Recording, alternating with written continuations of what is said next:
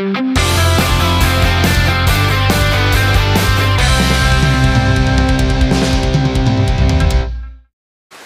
itu hujan turun sangat deras. Seorang pria muda berlari tergesa-gesa menuju rumahnya, tubuhnya kuyup oleh hujan. Saat ia hampir sampai dan mulai menaiki tangga rumah, tiba-tiba muncul seorang perempuan membawa pedang, berdiri tepat di hadapannya dalam posisi siap menyerang. Pria itu sontak terkejut dan refleks mundur hingga kunci rumah yang sudah digenggamnya terjatuh ke lantai. Anehnya, perempuan itu juga mundur selangkah. Menakutiku saja, ternyata cuma cosplay, gumam pria itu dalam hati. Ia pun melangkah melewati perempuan itu, lalu berbisik pelan sambil melirik penampilannya. Berdedikasi, sangat berdedikasi. Namun, langkahnya terhenti ketika perempuan itu berteriak, "Berhenti! Ini rumahku," jawab pria itu datar, lalu mengabaikannya dan langsung masuk ke dalam rumah. Ia segera mandi dan mengganti pakaiannya yang basah, lalu mengambil sebotol soda dan makanan kucing. "Donggua, kemarilah," panggilnya pada kucing peliharaannya. Sangat nikmat minum soda setelah mandi, ucapnya sambil duduk santai, memandangi hujan yang terus mengguyur dari balik jendela.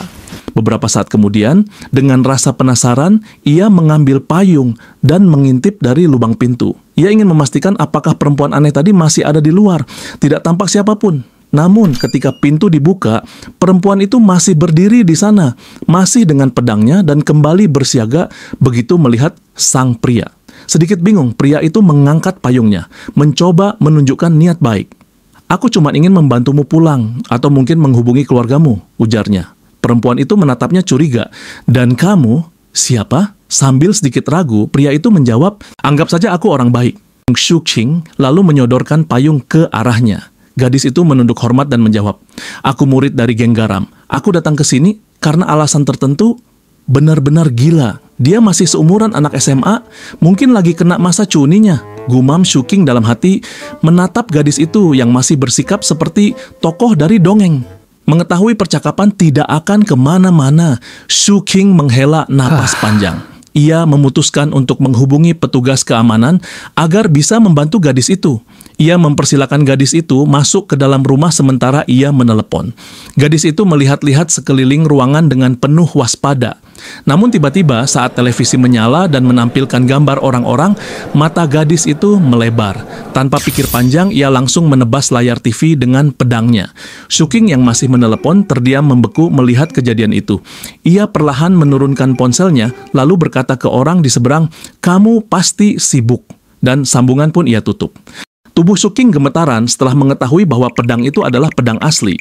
Shu Qing kemudian kembali menanyakan asal wanita itu. Orang-orang itu bagaimana mereka bisa masuk, juga dengan siapa mereka berbicara. Tanya wanita itu, melirik Shu Qing dengan mata tajam. Shu Qing mengangkat tangannya sedikit ketakutan melihat penampilan wanita di depannya. Kenapa tidak kamu singkirkan pedangmu dulu?" "Aku orang baik," ucap Shu Qing. Wanita itu menarik pedang yang tertancap di televisi dan kembali menyarungkannya. "Siapa namamu dan dari mana kamu berasal?" tanya Shu Qing. "Jiang He, murid geng garam," jawab wanita itu. "Namamu sangat menarik, apa geng garammu besar?" tanya Shu Qing menganggap geng garam adalah sebuah organisasi. Shu Qing memberitahu bahwa dia belum pernah mendengar nama itu. Dengan sedikit gemetar, dia mengatakan bahwa dirinya bisa membantu. "Aku ingin pulang ke rumah, kembali ke geng garam," ucap wanita itu sambil menundukkan wajahnya sedikit sedih. Shu Qing kemudian berkata, "Ini adalah rumah dan lingkungan Jalan Beiwang, distrik Baru Yongkang, kota Jiangcheng. Apa kamu tahu?" Jiang He hanya menggelengkan kepala. "Tidak tahu." Shu Qing menggaruk rambutnya, pusing harus berkata apa. "Kamu benar-benar menjadi orang kuno. Apa kamu bercanda? Mungkinkah aku harus bertanya, siapa kaisarmu?" ucap Shu Qing sedikit kesal. "Sengsang," ucap Jiang He. "Jadi siapa Sengsang itu?" tanya Shu Qing. "Sengsang ya, Sengsang," balas Jiang He polos. "Tahun berapa sekarang?" tanya Shu Qing semakin kesal. "Bukankah Kayuan tahun 16? Jawab Jiang He sambil memiringkan kepalanya. Shu Qing mengangkat tangannya, menyuruh gadis itu untuk berhenti menjawab. Dia lalu mencari semua kata yang diucapkan Jiang He. Shu Qing menggaruk kepalanya pusing. Semua yang diucapkan Jiang He adalah sejarah masa lalu. Li Taibai, apa kamu tahu Master Qing Lian? Tanya Shu Qing. Jiang He terdiam sejenak, lalu wajahnya kembali ceria. Kamu kenal dia? Di mana dia? Tanya Jiang He.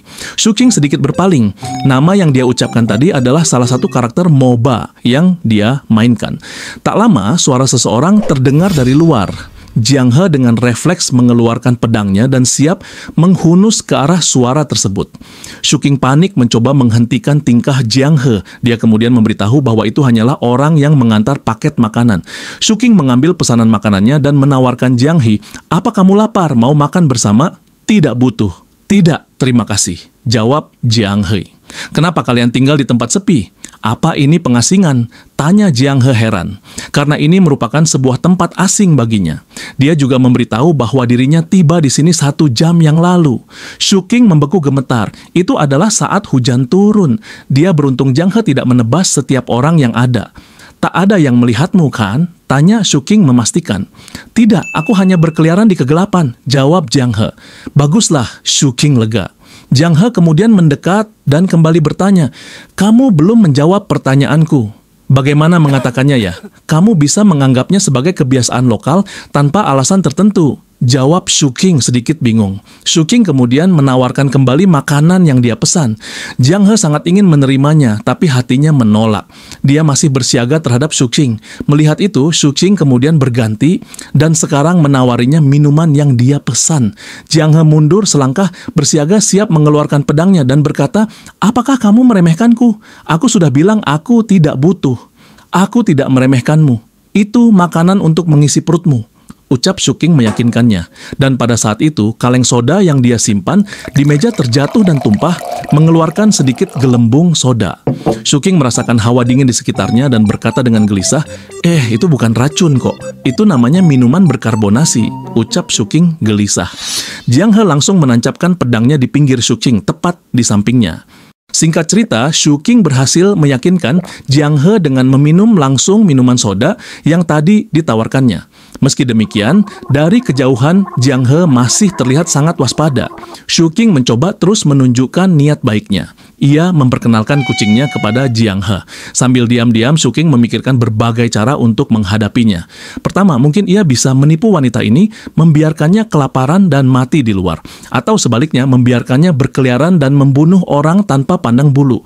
Kedua, memanggil polisi dan menyerahkannya kepada pihak berwajib. Tapi ia mengurungkan niat itu.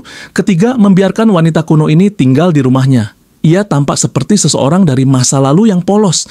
Mungkin ia bisa bekerja ringan, membantu di rumah. Dan kalau sampai diambil orang lain, Shu Qing mungkin akan menyesal. Ini adalah adegan fiksi ilmiah yang terjadi tepat di depan matanya. Mana mungkin ia melepaskannya? Shu Qing masih berusaha menawarinya makanan.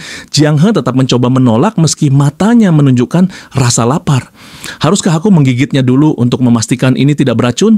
tanya Shu Qing sambil tersenyum kecil. Jiang He mengangguk. Shu Qing lalu menyuruhnya untuk sedikit santai dan duduk di kursi. Jiang He akhirnya duduk dengan kewaspadaan tinggi.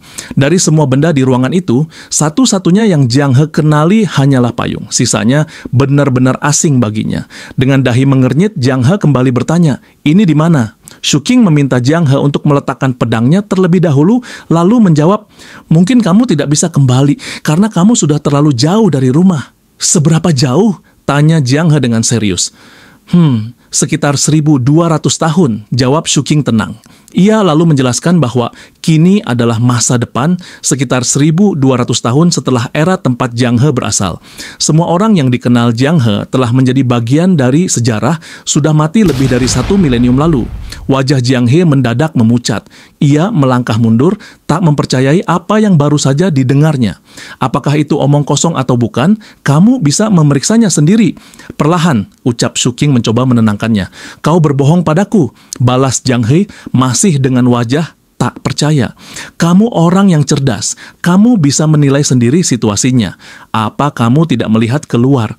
Dunia ini benar-benar berbeda dari yang kamu kenal," jawab Shu Qing. Namun Jiang He tetap tak percaya. Dengan wajah marah, ia berbalik dan berjalan menjauh. "Tunggu sebentar," teriak Shu Qing mencoba menghentikannya. Seperti yang aku bilang, dunia sekarang punya hukum dan aturan. Kamu tidak bisa sembarangan berjalan-jalan di luar sambil membawa senjata. Itu sangat berbahaya bagimu. Jiang He berhenti sejenak dan bertanya, "Kenapa kau membantuku?" Shu Qing hanya tersenyum tipis, lalu jongkok sambil memangku kucing gendutnya.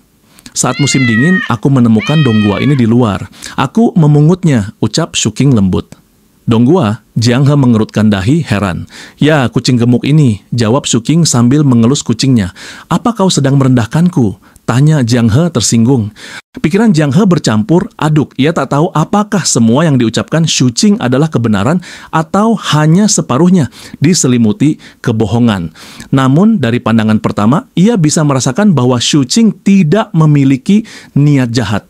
"Aku masih tak mengerti, kenapa kau membantuku?" tanya Jiang. Perlahan, Shu Qing terdiam sejenak, lalu menjawab sambil tersenyum canggung, "Sejujurnya, ini memang terdengar aneh. Hal seperti ini tidak biasa terjadi, tapi kau pasti mengerti." Ia lalu menjelaskan dengan sederhana, jika dirinya yang tiba di masa lalu seperti era Jiang He, mungkin ia sudah mati dalam sehari. Di masa itu, nyawa manusia terlalu mudah diambil. Kini Jiang He berada di masa yang berbeda, di mana hukum dan cara hidup tak lagi sama. Ia tidak ingin Jiang He yang belum memahami dunia modern menyakiti orang lain tanpa sengaja. "Aku tak tahu bagaimana kau bisa sampai di sini, tapi kalau suatu hari nanti kau mengetahui alasannya, mungkin kau bisa kembali. Tapi sebelum itu, kau harus belajar hidup di sini," ucap Shu Qing lembut namun tegas. "Kau tak boleh sembarangan merusak barang. Kalau kau bisa menaatinya, aku akan membantumu. Jika tidak, pintu itu terbuka kapan saja." Jiang He terdiam. Ia tak tahu apa-apa tentang dunia ini. Bahkan pakaiannya berbeda dari semua orang yang ia lihat. Jika ia pergi, ia bahkan tak tahu kemana harus melangkah. Shu Qing lalu berkata, "Kalau kau setuju, letakkan pedangmu. Aku akan siapkan makanan untukmu. Sejujurnya, menerima kehadiranmu adalah risiko. Tapi itu risiko yang kupilih." Dengan sedikit enggan, Jiang He akhirnya meletakkan pedangnya ke lantai. Suara logam itu menggema di ruangan menandakan awal dari sesuatu yang baru. Shu Qing lalu bertanya, "Biasanya kau makan apa?" "Kuehu," jawab Jiang He singkat. Shu Qing meringis, "Itu agak sulit. Lupakan pesan bubur dan roti kukus saja." Sebelum makanan datang, Shu Qing menyuruh Jiang He mandi dan membersihkan diri. Jiang He terlihat bingung, tak tahu bagaimana caranya. Maka Shu Qing menuntunnya ke kamar mandi dan menjelaskan cara menggunakan semua peralatannya. Diam-diam ia mengabadikannya, betapa lucunya wanita dari masa lalu itu mencoba beradaptasi dengan teknologi modern. Sambil menunggu, Shu Qing memilih pakaian yang kira-kira bisa dikenakan Jiang He. Ia lalu membawakannya ke kamar mandi. Pintu tidak terkunci, membuat jantungnya berdegup lebih cepat. Tapi ia hanya memberikan pakaian dan memberitahu cara mengunci pintunya. Lalu buru-buru keluar dengan napas lega. Di dalam, Jiang He tampak menikmati mandi pertamanya di dunia modern. Air hangat, aroma sabun, semuanya asing namun menenangkan. Sementara itu, Shu Qing memandangi pedang Jiang He. Ia memikirkannya, mungkin itu barang antik. Atau mungkin lebih dari itu. Setelah mandi, Jiang He muncul dengan rambut masih basah. Ia berjalan mendekat, penasaran dengan apa yang sedang ditulis Shu Qing. "Apa yang kau tulis?" tanyanya. Shu Qing sedikit tersipu. Ia menyerahkan tulisannya. Jiang He memperhatikannya serius, matanya fokus. "Ada beberapa tulisan yang aneh, sulit kubaca. Pakaian ini juga aneh," katanya. "Sangat cantik." Shu Qing tersenyum kaku. "Itu hal biasa di sini. Memuji penampilan orang tidak dianggap berlebihan atau semacamnya. Lebih baik tak banyak bicara omong kosong, balas Jiang He tajam tapi tidak keras. Melihat sandal yang dikenakan Jiang He berbeda, Shu Qing menunjuk ke rak sandal dan menyuruhnya mengganti. Tapi tiba-tiba, bel berbunyi, pesanan makanan datang. Refleks Jiang He terkejut. Gerak-geriknya mengingatkan Shu Qing pada kucing liar yang selalu siaga. Ia tersenyum kecil. Ada sisi polos di balik kewaspadaan itu. Setelah makanan dihidangkan, Shu Qing menyuruhnya makan. Tapi Jiang He hanya memandangi makanan itu sejenak. "Aku teringat perkataan guruku, tak ada pemberian tanpa niat," ucapnya perlahan. Lalu ia menatap Shu Qing dan tersenyum tipis. "Tapi kau, pria yang baik." Jiang He tersenyum ke arah Shu Qing. Kucing hanya duduk diam, memperhatikan Jiang He yang tengah menyantap makanannya. Ia menunggu dengan sabar, tak ingin mengganggu. Sudah kenyang? Tanyanya dengan suara tenang. Setelah Jiang He mengangguk perlahan, Shu Qing kembali memperjelas sesuatu yang penting. Aku tahu, ini sulit dipercaya, tapi kau sekarang berada 1200 tahun setelah waktumu. Ucapnya pelan namun mantap. Di sini, setidaknya di tempat ini, kau aman. Bahkan jika kau menebasku dengan pedang itu, selama aku masih hidup dan kau tidak kelaparan, kau akan tetap aman, setidaknya selama 7 hari. Shu Qing kemudian berdiri berjalan ke arah televisi yang sebelumnya dirusak Jiang He. Benda ini hanya alat untuk menonton gambar dan mendengar suara, tidak berbahaya sama sekali, katanya. Lalu, satu persatu, ia memperkenalkan benda-benda modern lainnya, menjelaskan dengan sabar agar Jiang He tak salah paham dan merusaknya lagi. Zaman sekarang adalah zaman damai, lanjut Shu Qing sambil menatap keluar jendela. Orang-orang hidup dan bekerja dalam ketenangan. Dunia luar pun terasa aman bagi orang seperti aku, tapi tidak untukmu. Jiang He mengerutkan kening. Kenapa? Shu Qing menoleh dan menatapnya. Karena kau muncul tiba-tiba seperti orang asing yang berkeliaran di istana dengan membawa pedang. Orang-orang akan menganggapmu berbahaya. Ia lalu mengeluarkan kartu identitasnya dan menunjukkannya kepada Jiang He. Setiap orang di sini memilikinya. Tanpa ini kau tak bisa ke mana-mana. Jiang He menatap kartu itu lalu bergumam, "Jadi, aku seperti pengungsi." Shu Qing tersenyum pahit. Bahkan lebih rumit dari itu. Dalam sistem sekarang, kau ibarat budak tanpa kontrak. Jika tertangkap, kau akan dianggap ancaman. Dan itu akan sangat menyedihkan. Namun, di balik kekhawatiran itu, ada semangat di mata Shu Qing. Ia tampak seperti seseorang yang menemukan sesuatu yang sangat berharga. Bagiku, melihatmu di sini orang dari masa lalu adalah sesuatu yang luar biasa. Itu sebabnya aku akan membantumu. Mengenalkanmu pada dunia ini, menyembunyikanmu, dan membiarkanmu perlahan mengenalnya. Jiang He sedikit menunduk, bagaimana aku bisa mempercayaimu? Yang kuinginkan hanya pulang. Shu Qing terdiam sejenak, lalu menjawab dengan tenang, kalau kau benar-benar tak bisa percaya padaku, aku bisa membiarkanmu pergi. Hening. Lalu Jiang He bertanya, lalu, apa yang harus kulakukan? Pertama, kau harus menyimpan pedangmu baik-baik. Jangan membawanya keluar rumah. Itu sangat berbahaya. Ucap Shu Qing sambil memegang pedang Jiang He. Kau bebas bertanya apa saja padaku. Aku akan mencoba menjawab semuanya. Jiang He kemudian melirik sekitar, bagaimana dengan istrimu? Pertanyaan itu membuat Shu Qing membeku sejenak. Tapi kemudian ia tersenyum tipis. Aku belum pernah menikah. Bujangan selama lebih dari 20 tahun. Shu Qing lalu mengalihkan percakapan dan berjalan ke ruangan lain. Ayo, aku tunjukkan tempatmu beristirahat. Kau bisa tidur di sini. Ia membersihkan ruangan yang sudah lama tak terpakai. Sementara itu, Jiang He berdiri di ambang pintu, memperhatikan diam-diam. Ada tempat ini benar-benar aneh, pikirnya. Tuan tanah seusianya belum menikah. Lamunannya terputus ketika Shu Qing menoleh padanya dan memberitahu bahwa ruangannya telah siap digunakan. Kau bisa beristirahat sekarang, tidurlah lebih awal. Aku tahu semua ini membingungkan. Aku juga merasakannya. Ia menarik napas panjang dan melanjutkan, semoga besok kita bangun dan semua ini hanya mimpi. Shu Qing tersenyum sebelum berbalik menuju kamarnya. Ngomong-ngomong, namaku Shu Qing, ucapnya lembut. Di keheningan malam itu, Shu Qing hanya terbaring di tempat tidurnya, menatap langit malam melalui jendela kamar. Hatinya masih sulit mempercayai semua yang terjadi hari ini. Siang tadi, ia pergi untuk wawancara kerja dan gagal. Dalam perjalanan pulang, ia basah kuyup karena lupa membawa payung. Dan saat hari hampir berakhir, ia bertemu dengan seorang gadis misterius yang selalu menggenggam pedang dan mengaku berasal dari masa lalu. Shu Qing menghela napas panjang, lalu memejamkan mata, mencoba melupakan segalanya. Waktu berlalu. Jam menunjukkan pukul 10 pagi. Shu Qing terbangun dengan kaget, lalu segera mengintip ke ruang tengah, berharap semua yang terjadi kemarin hanyalah mimpi buruk, tapi kenyataan menamparnya pelan. Shu Qing, suara lembut tapi waspada memanggil. Jiang He berdiri di tengah ruangan, memegang pedangnya seperti biasa. Shu Qing hanya bisa menggaruk kepala, merasa sedikit canggung. Nah jadi ini bukan mimpi ya, Ahem. Kamu bangun pagi juga, ya? Ia berusaha bersikap biasa, lalu bertanya, kamu lapar? Sedikit, jawab Jiang He singkat. Beberapa detik kemudian, Jiang He tampak seperti mengingat sesuatu penting. Ia mulai meraba-raba tubuhnya seolah mencari sesuatu. Tak menemukannya, ia segera berlari kembali ke kamar, lalu kembali dengan membawa 2 serpihan perak yang ia sodorkan kepada Shu Qing. "Kamu punya emas juga, enggak?" tanya Shu Qing spontan. Nada suaranya sedikit bercanda, meski matanya berbinar seolah melihat peluang.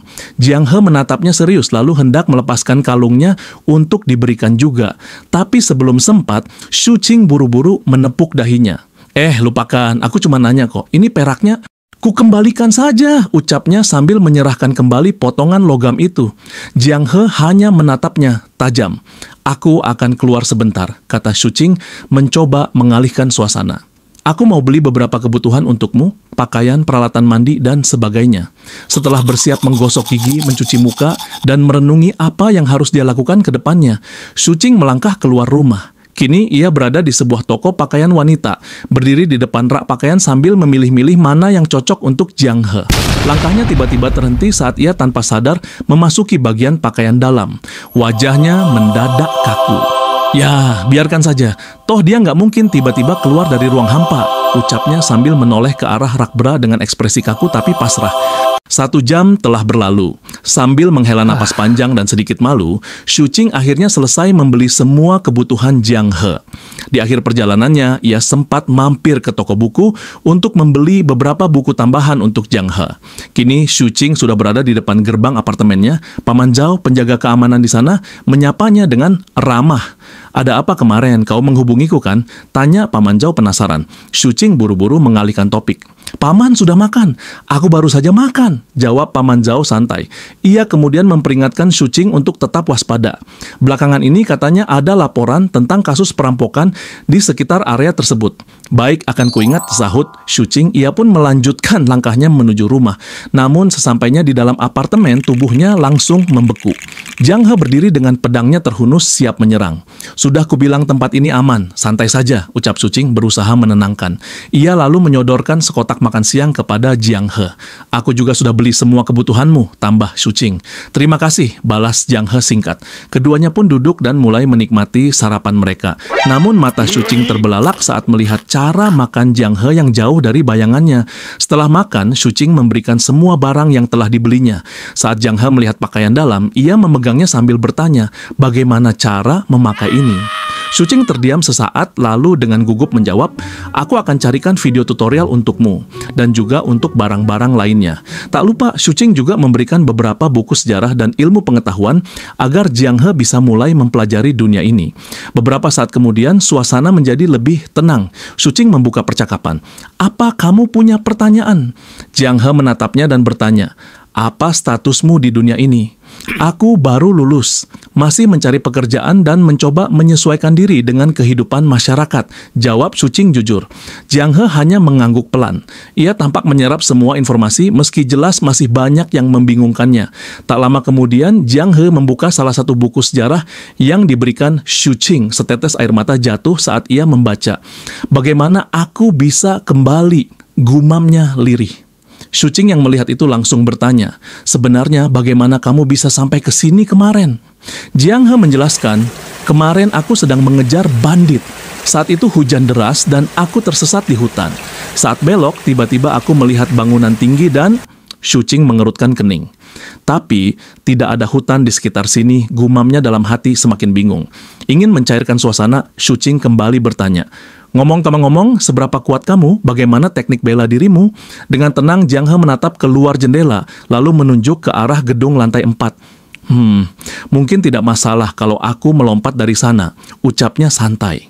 Shu Qing menatap Jiang He dengan wajah penuh antusias. Ia terus melontarkan pertanyaan tentang bela diri, seni internal, rahasia umur panjang, dan segala hal lain yang selama ini hanya ia kenal dari cerita-cerita fiksi.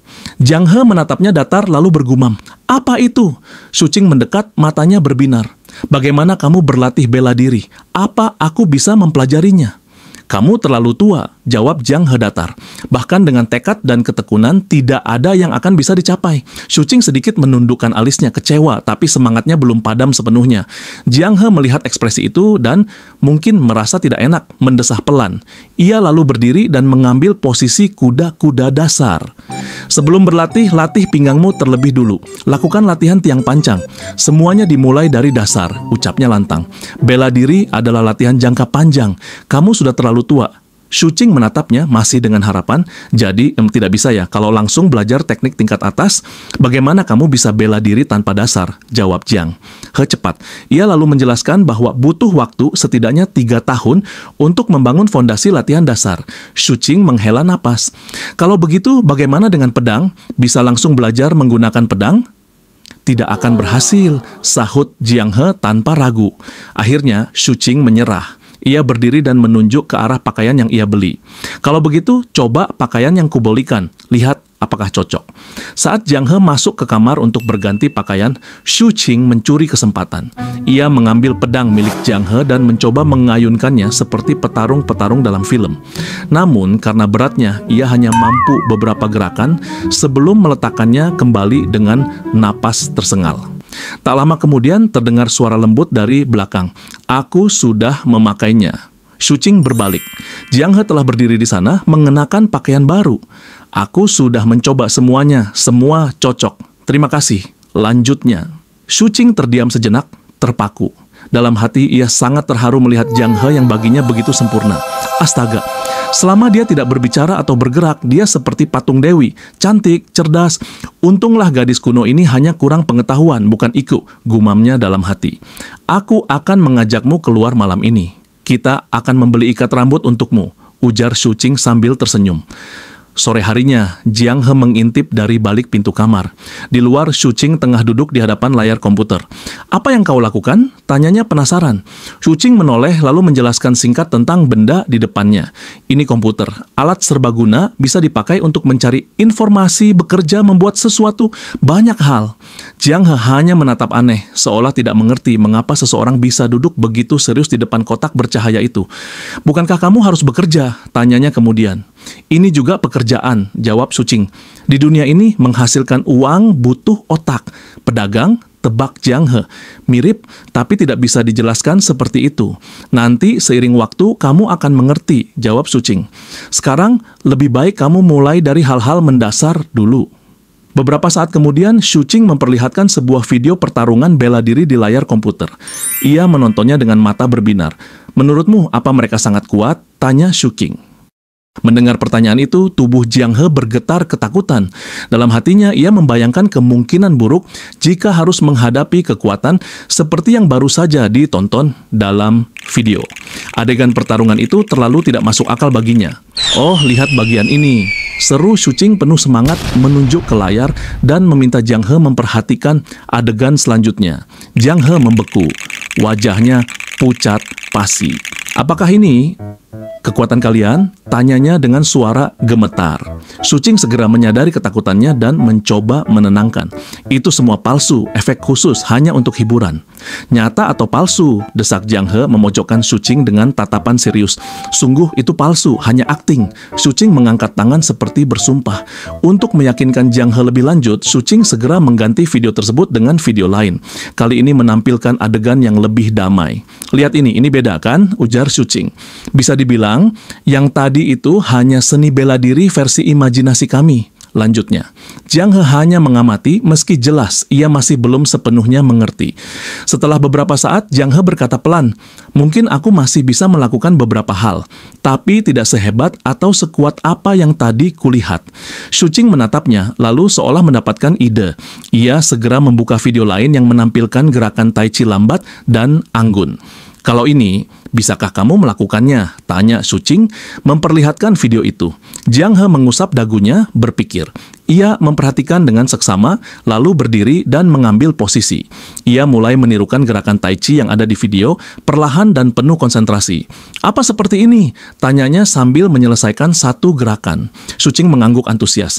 Iya, itu bagus. Kalau kau ingin belajar, katakan saja, aku bisa mengajarkan dasarnya, ucap Jiang He sebelum melangkah kembali ke kamarnya. Di dalam kamar, Jiang He menghela napas panjang. Benar saja, tak ada orang baik tanpa tujuan. Sekarang aku tahu, ternyata dia ingin belajar kungfu dariku.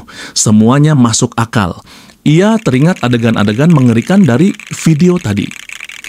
Dunia ini sangat berbahaya batinnya. Perlahan, ia mengeluarkan pedangnya dan mengayunkannya beberapa kali dalam diam.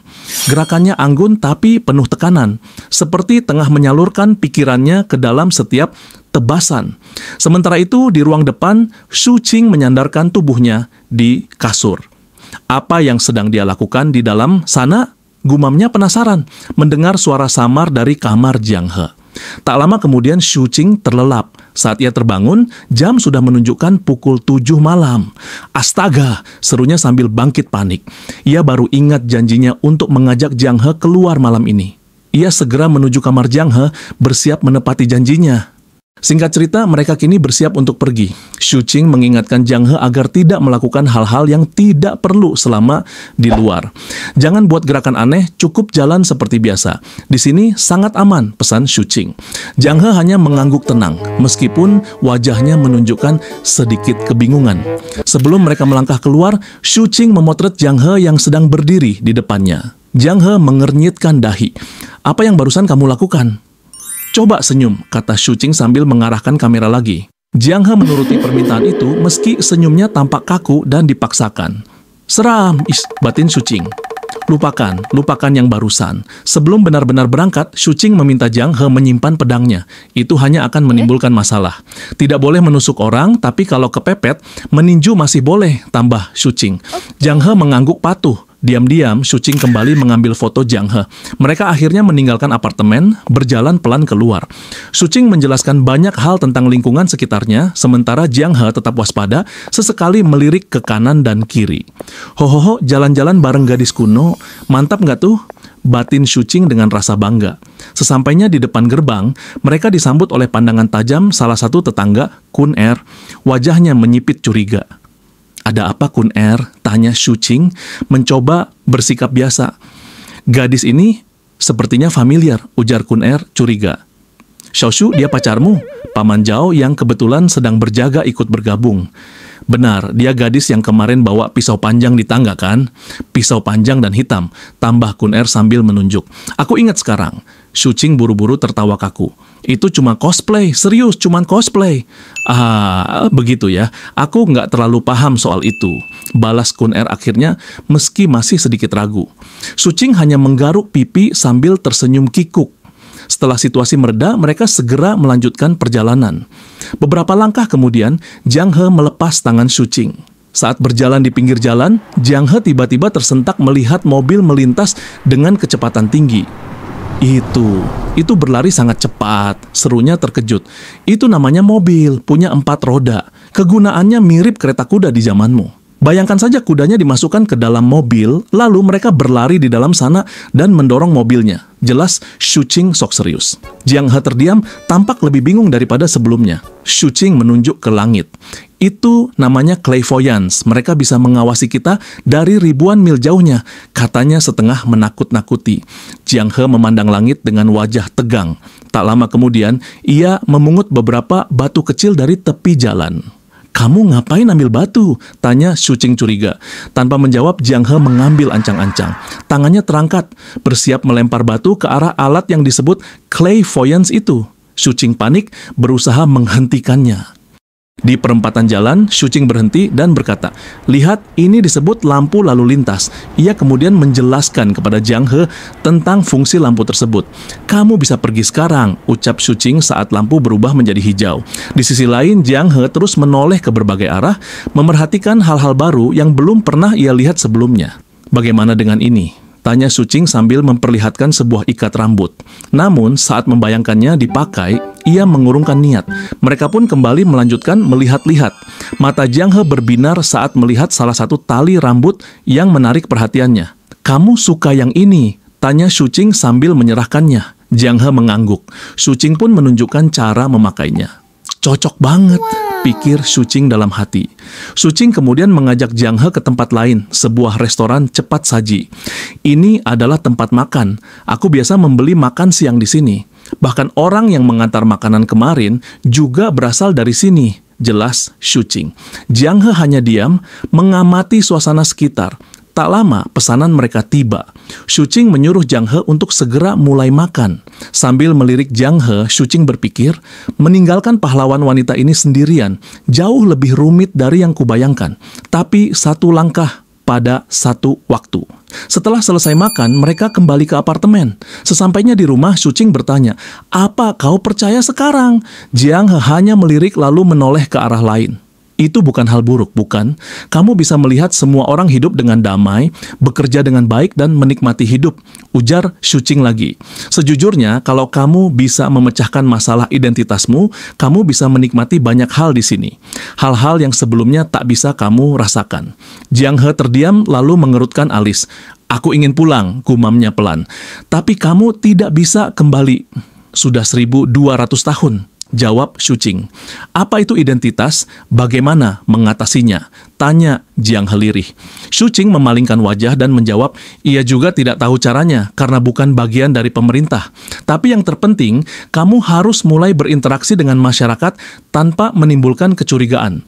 Jangan khawatir, aku akan membantumu, ujarnya meyakinkan. Jiang He hanya terdiam lalu mengucapkan terima kasih. Tiba-tiba mata Shuqing menyipit. Ia bertanya, "Bagaimana dengan kertas yang kutulis kemarin?" "Aku menaruhnya di sana," jawab Jiang He sambil menunjuk ke arah tempat sampah.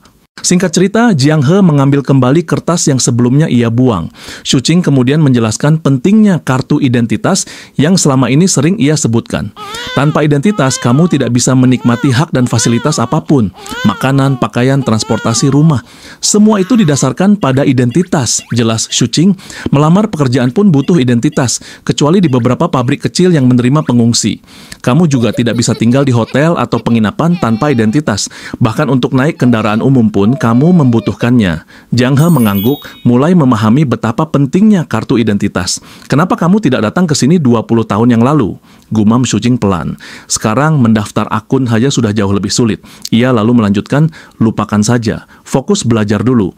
Tunggu sampai kamu punya pemahaman dasar tentang zaman ini, lalu putuskan sendiri apa yang ingin kamu lakukan." Jiang He berdiri diam. Setelah hening beberapa saat, ia bertanya, "Apa aku merepotkanmu karena tinggal di sini?"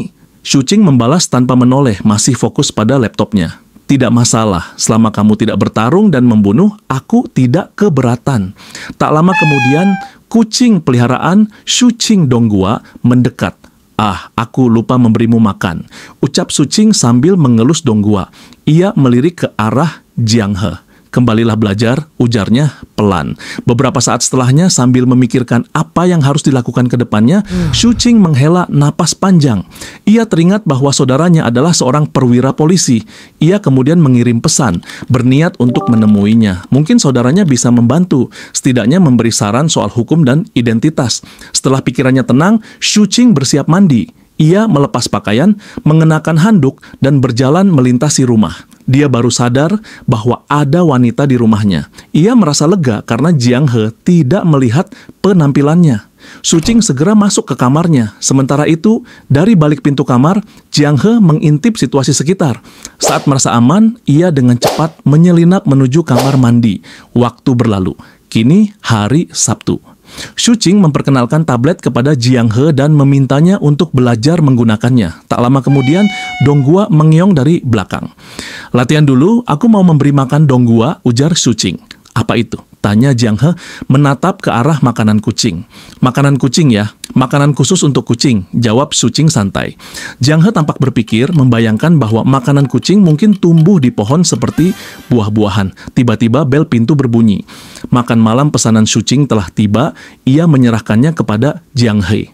"Malam ini aku akan keluar untuk mencari solusi soal identitasmu," kata Shuqing. "Aku akan mengajarimu cara menggunakan komputer agar bisa berkomunikasi denganku. Jadi, jangan keluar dan jangan berkeliaran." Jiang He melirik Donghua yang duduk di sampingnya. "Hei Donghua, makanlah makanan kucingmu," ucap Shuqing sambil menggendong kucingnya. "Aku tidak bisa memberinya makan ini," tanya Jiang He. "Tentu tidak, itu tidak sehat," jawab Shuqing. Jiang He terdiam, membeku setelah mendengarnya. Shuqing mulai menjelaskan kepada Jiang He bagaimana cara menghubunginya melalui komputer. Aku tegaskan sekali lagi, aku tidak berbicara lewat komputer. Anggap saja ini seperti transmisi suara, ucap Shuqing mengingatkan. Jiang He mengangguk, menandakan bahwa ia mengerti. Setelah itu, Shuqing pun pergi, meskipun masih diliputi sedikit keraguan. Di tengah kota, Shuqing bersiap bertemu dengan saudaranya. Di sini Qingzi, sebelah sini, seru Qin Hao sambil melambaikan tangan. Petugas Qin bekerja keras ya, sapa Shuqing sambil duduk.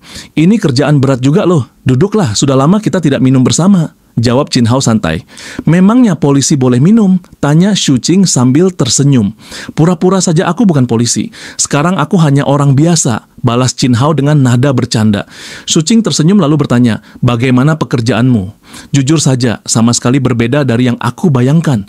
Tiap hari hanya hal-hal sepele. Sepasang kekasih bertengkar dan memintaku jadi penengah. Konflik lingkungan, adu mulut antar tetangga, semuanya urusan kecil, jawab Qin Hao dengan nada sedikit kecewa. Shuqing menatap saudara dekatnya itu mengenang masa lalu. Qin Hao sejak kecil bercita-cita menjadi polisi, tapi saat usianya 16 tahun, tinggi badannya berhenti tumbuh. Ia sempat putus asa saat tahu bahwa standar tinggi badan untuk masuk polisi adalah 170 cm. Ia menangis dan memeluk Shuqing kala itu. Tapi kemudian, ketika standar itu dihapus pada rekrutmen berikutnya, semangatnya kembali menyala. Hingga akhirnya, ia berhasil menjadi polisi. Haozi, aku ingin tanya sesuatu, ucap Shuqing pelan.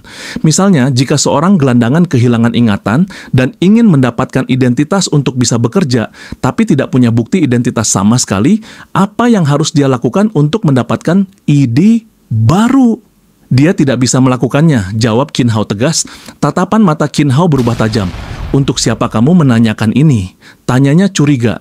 Shuqing menggaruk kepala belakang dan memalingkan wajah, mencoba menyusun alasan yang tidak jelas.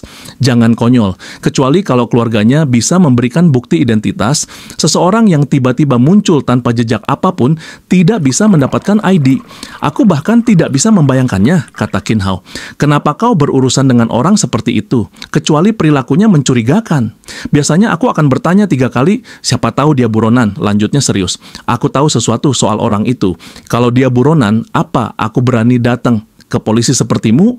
Sahut Shuqing mencoba meyakinkan. Kamu memang nggak akan punya nyali untuk itu.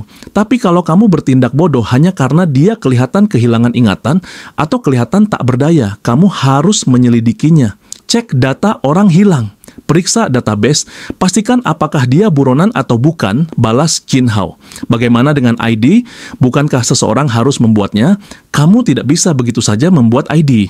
Selama orang itu benar-benar ada, pasti ada jejaknya. Tak ada orang yang muncul dari udara kosong. Kalau sampai ada, pasti ada yang salah.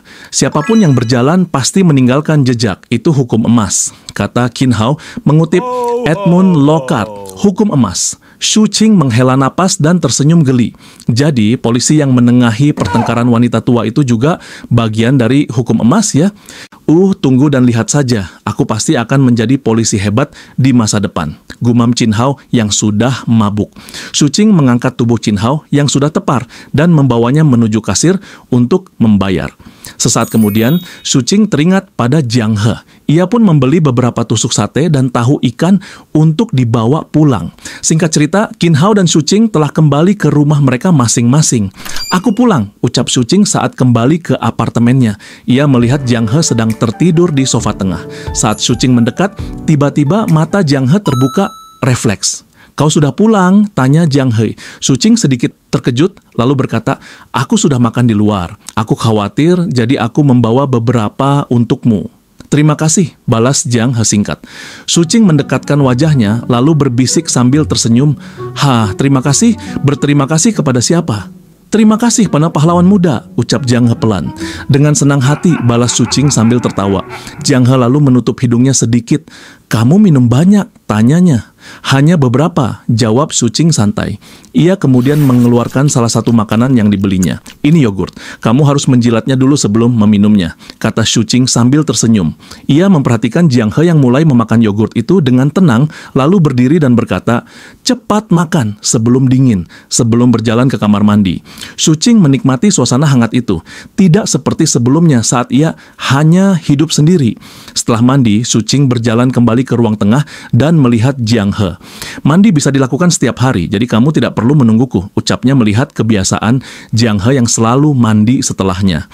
Singkat cerita, kini Jiang He berada di kamarnya memilih pakaian yang akan dikenakannya setelah mandi. Selesai mandi, ia kembali ke kamarnya berpikir dalam diam. Bisakah aku melakukan ini setiap hari? Aku benar-benar beruntung bertemu dengannya, tapi bergantung pada orang lain bukanlah solusi jangka panjang. Aku hanya bisa melangkah satu persatu. Aku akan mencoba memahami dunia ini. Tekad Jiang He dalam hati. Hari pun berganti. Keesokan paginya, Jiang He keluar dari kamarnya dan melihat Shu Qing sudah bangun. Ia menyapanya. Shu Qing berkata bahwa ia akan membeli sarapan dan mengajak Jiang He ikut. Tidak, jawab Jiang He singkat.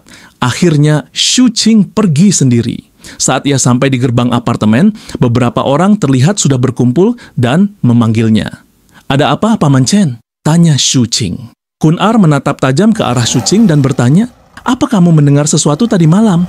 Aku tidur nyenyak. Kenapa? Apa ada pencuri? Tanya Shu Qing.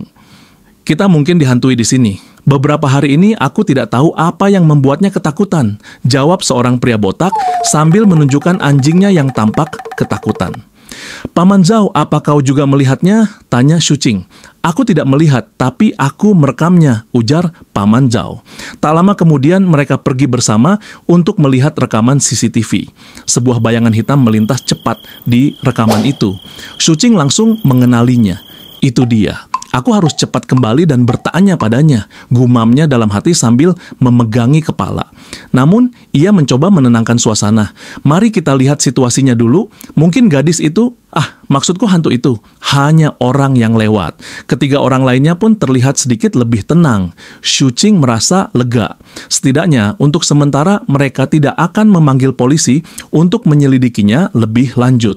Singkat cerita, Shu Qing telah kembali ke apartemennya. Kamu menyelinap di tengah malam kan? Tanyanya pada Jiang He. Ya, bagaimana kamu tahu? Balas Jiang He.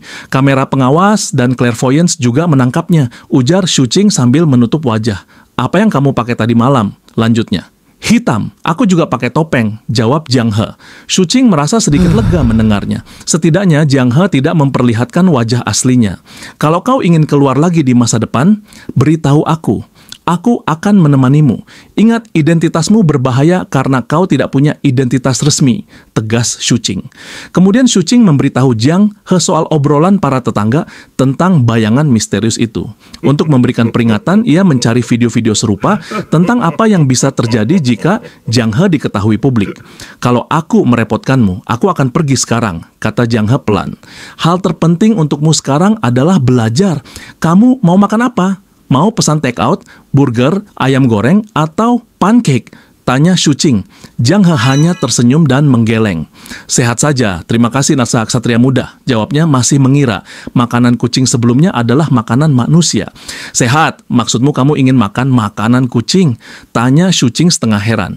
Beberapa waktu kemudian, Shu Qing mengambil pakaian kotor miliknya.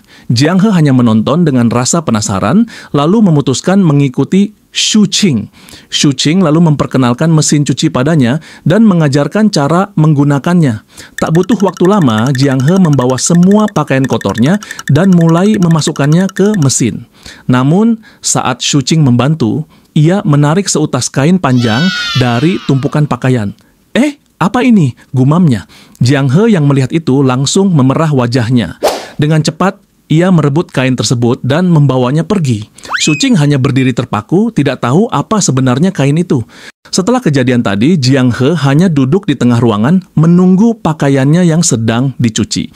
Tak lama kemudian, Shu Qing tampak menyadari sesuatu. Ia mulai memahami kegunaan kain panjang tadi dan mengapa reaksi Jiang He begitu aneh. Melihat ekspresi Shu Qing yang tampak berpikir keras, Jiang He menoleh dan mengeluarkan pedangnya. Apa yang kau pikirkan? Tanya Jiang He dengan nada jengkel. Tanpa menunggu jawaban, Jiang He pergi meninggalkan Shu Qing yang terlihat ketakutan. Shu Qing pun berdiri dan mulai bergumam sendiri sambil membuat gerakan aneh seperti sedang merapal sebuah sastra gila. Jiang He hanya bisa memandanginya tanpa tahu apa yang sedang dibicarakannya. Ketika dia tersenyum, kecantikannya tak terlukiskan. Tapi istri Deng Tuzi berbeda.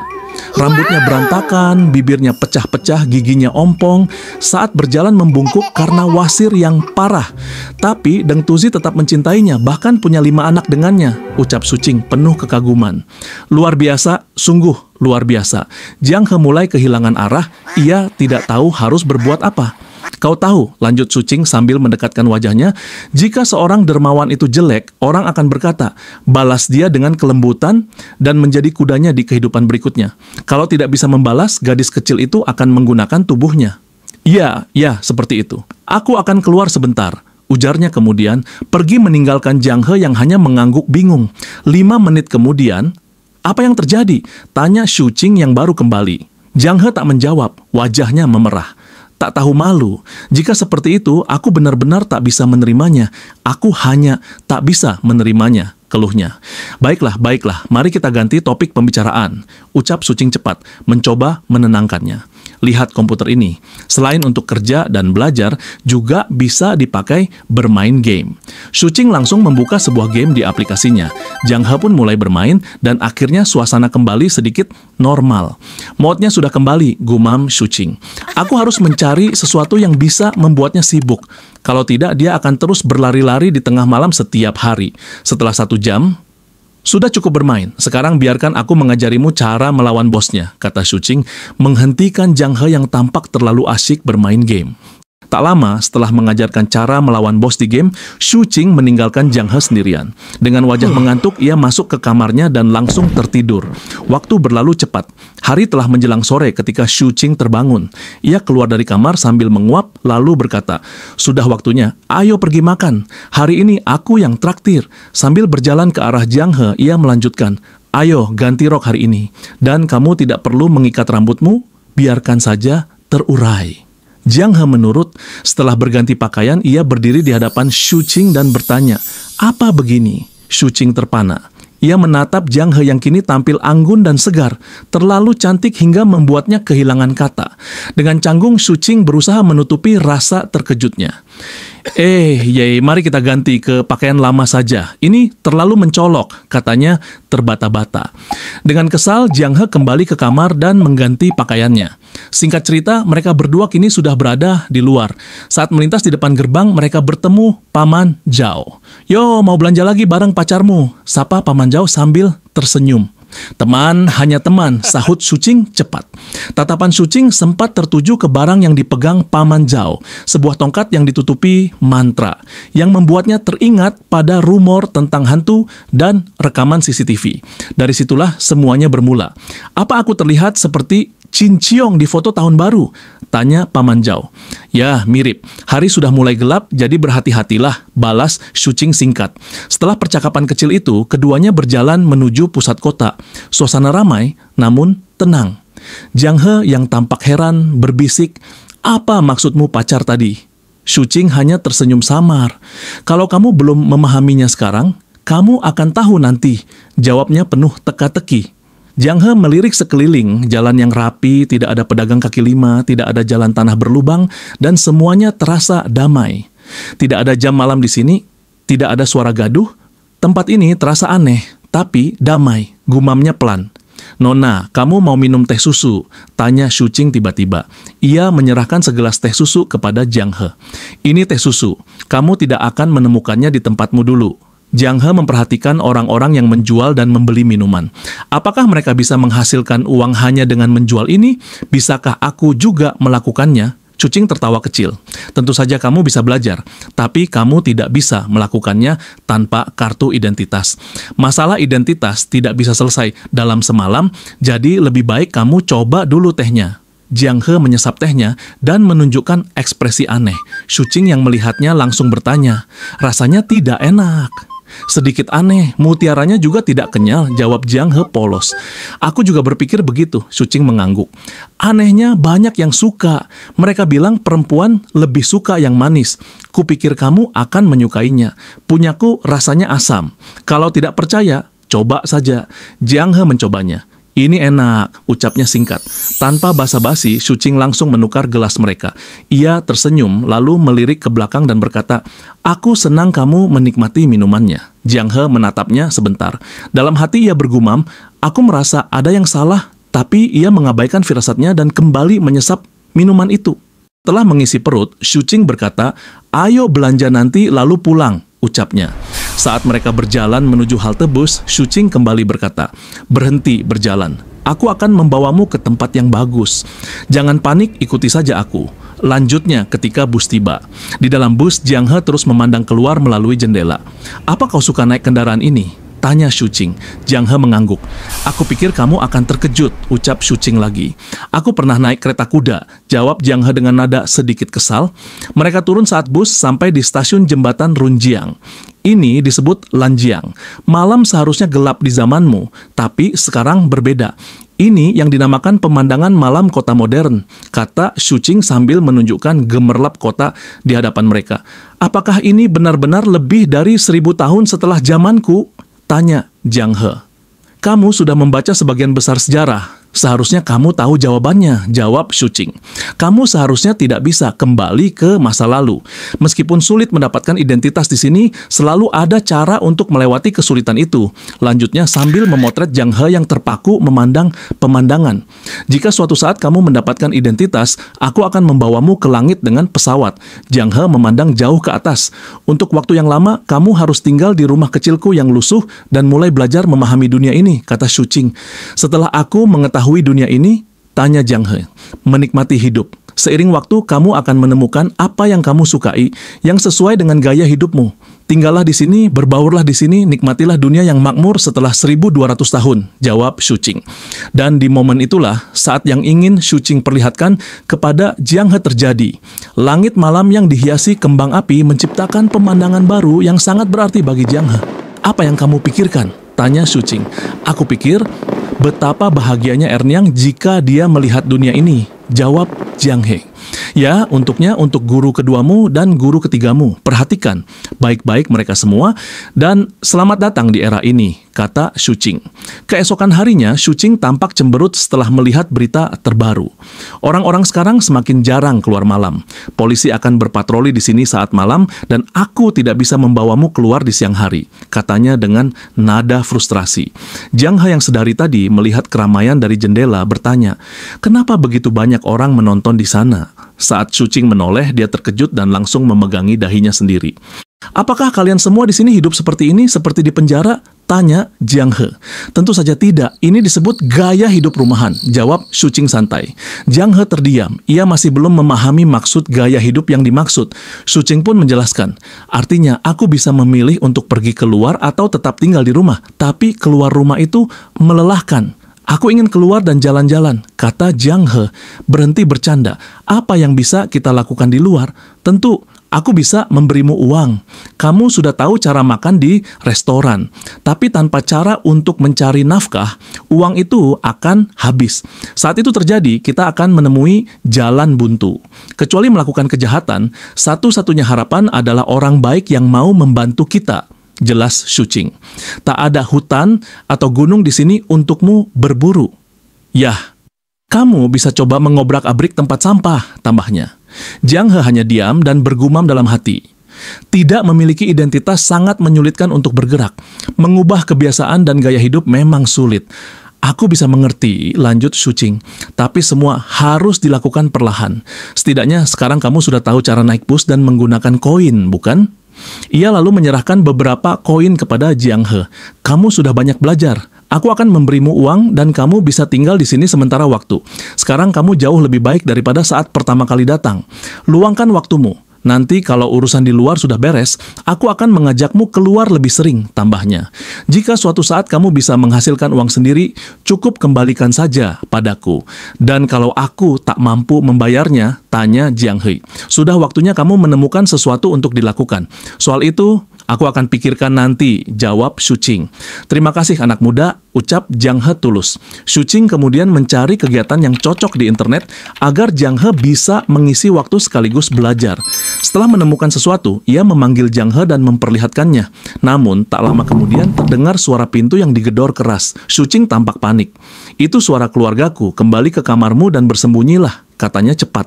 Begitu Jiang He masuk ke kamar, Shuqing membuka pintu.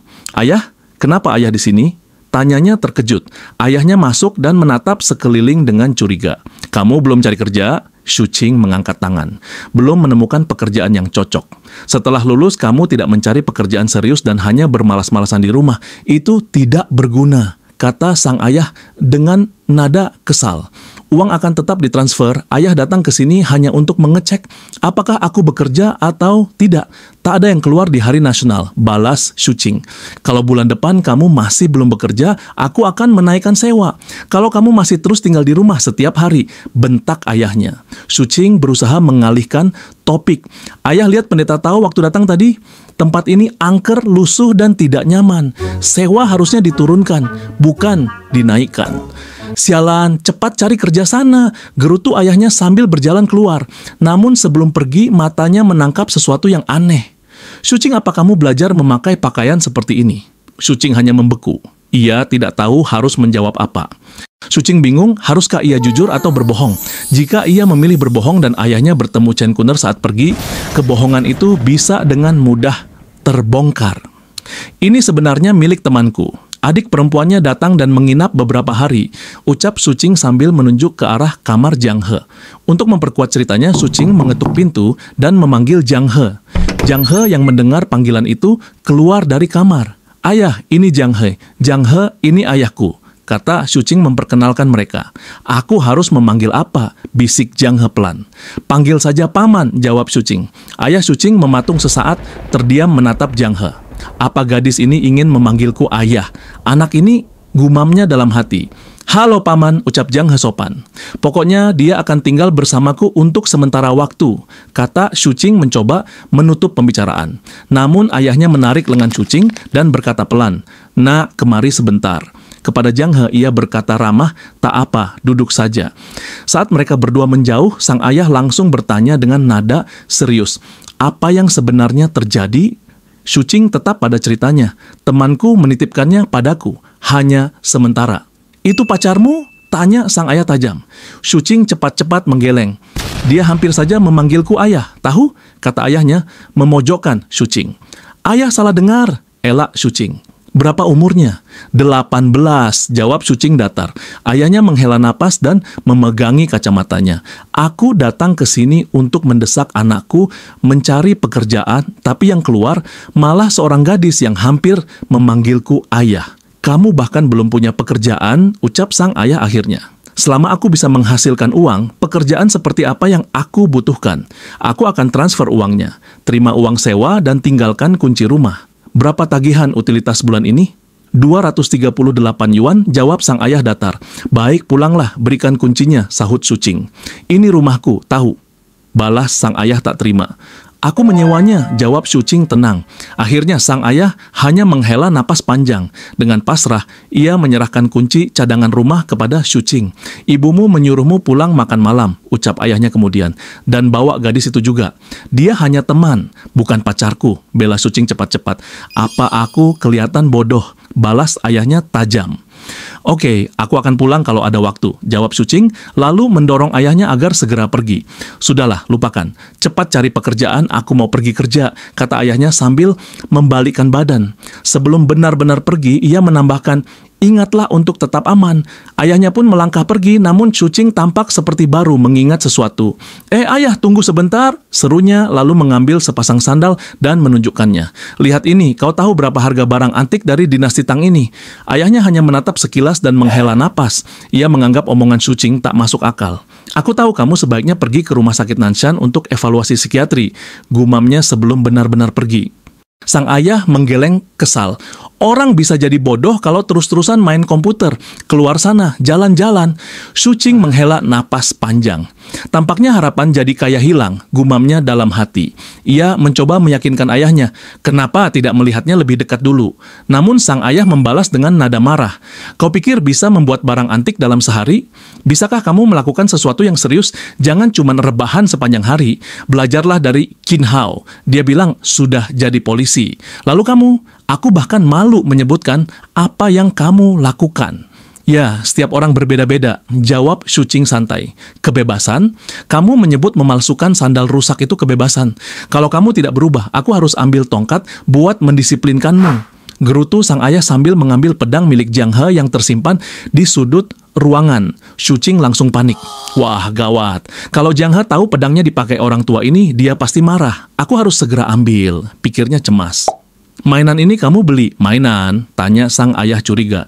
Shuqing mengangguk cepat, mencoba meyakinkan bahwa itu hanya mainan lalu mengambilnya kembali.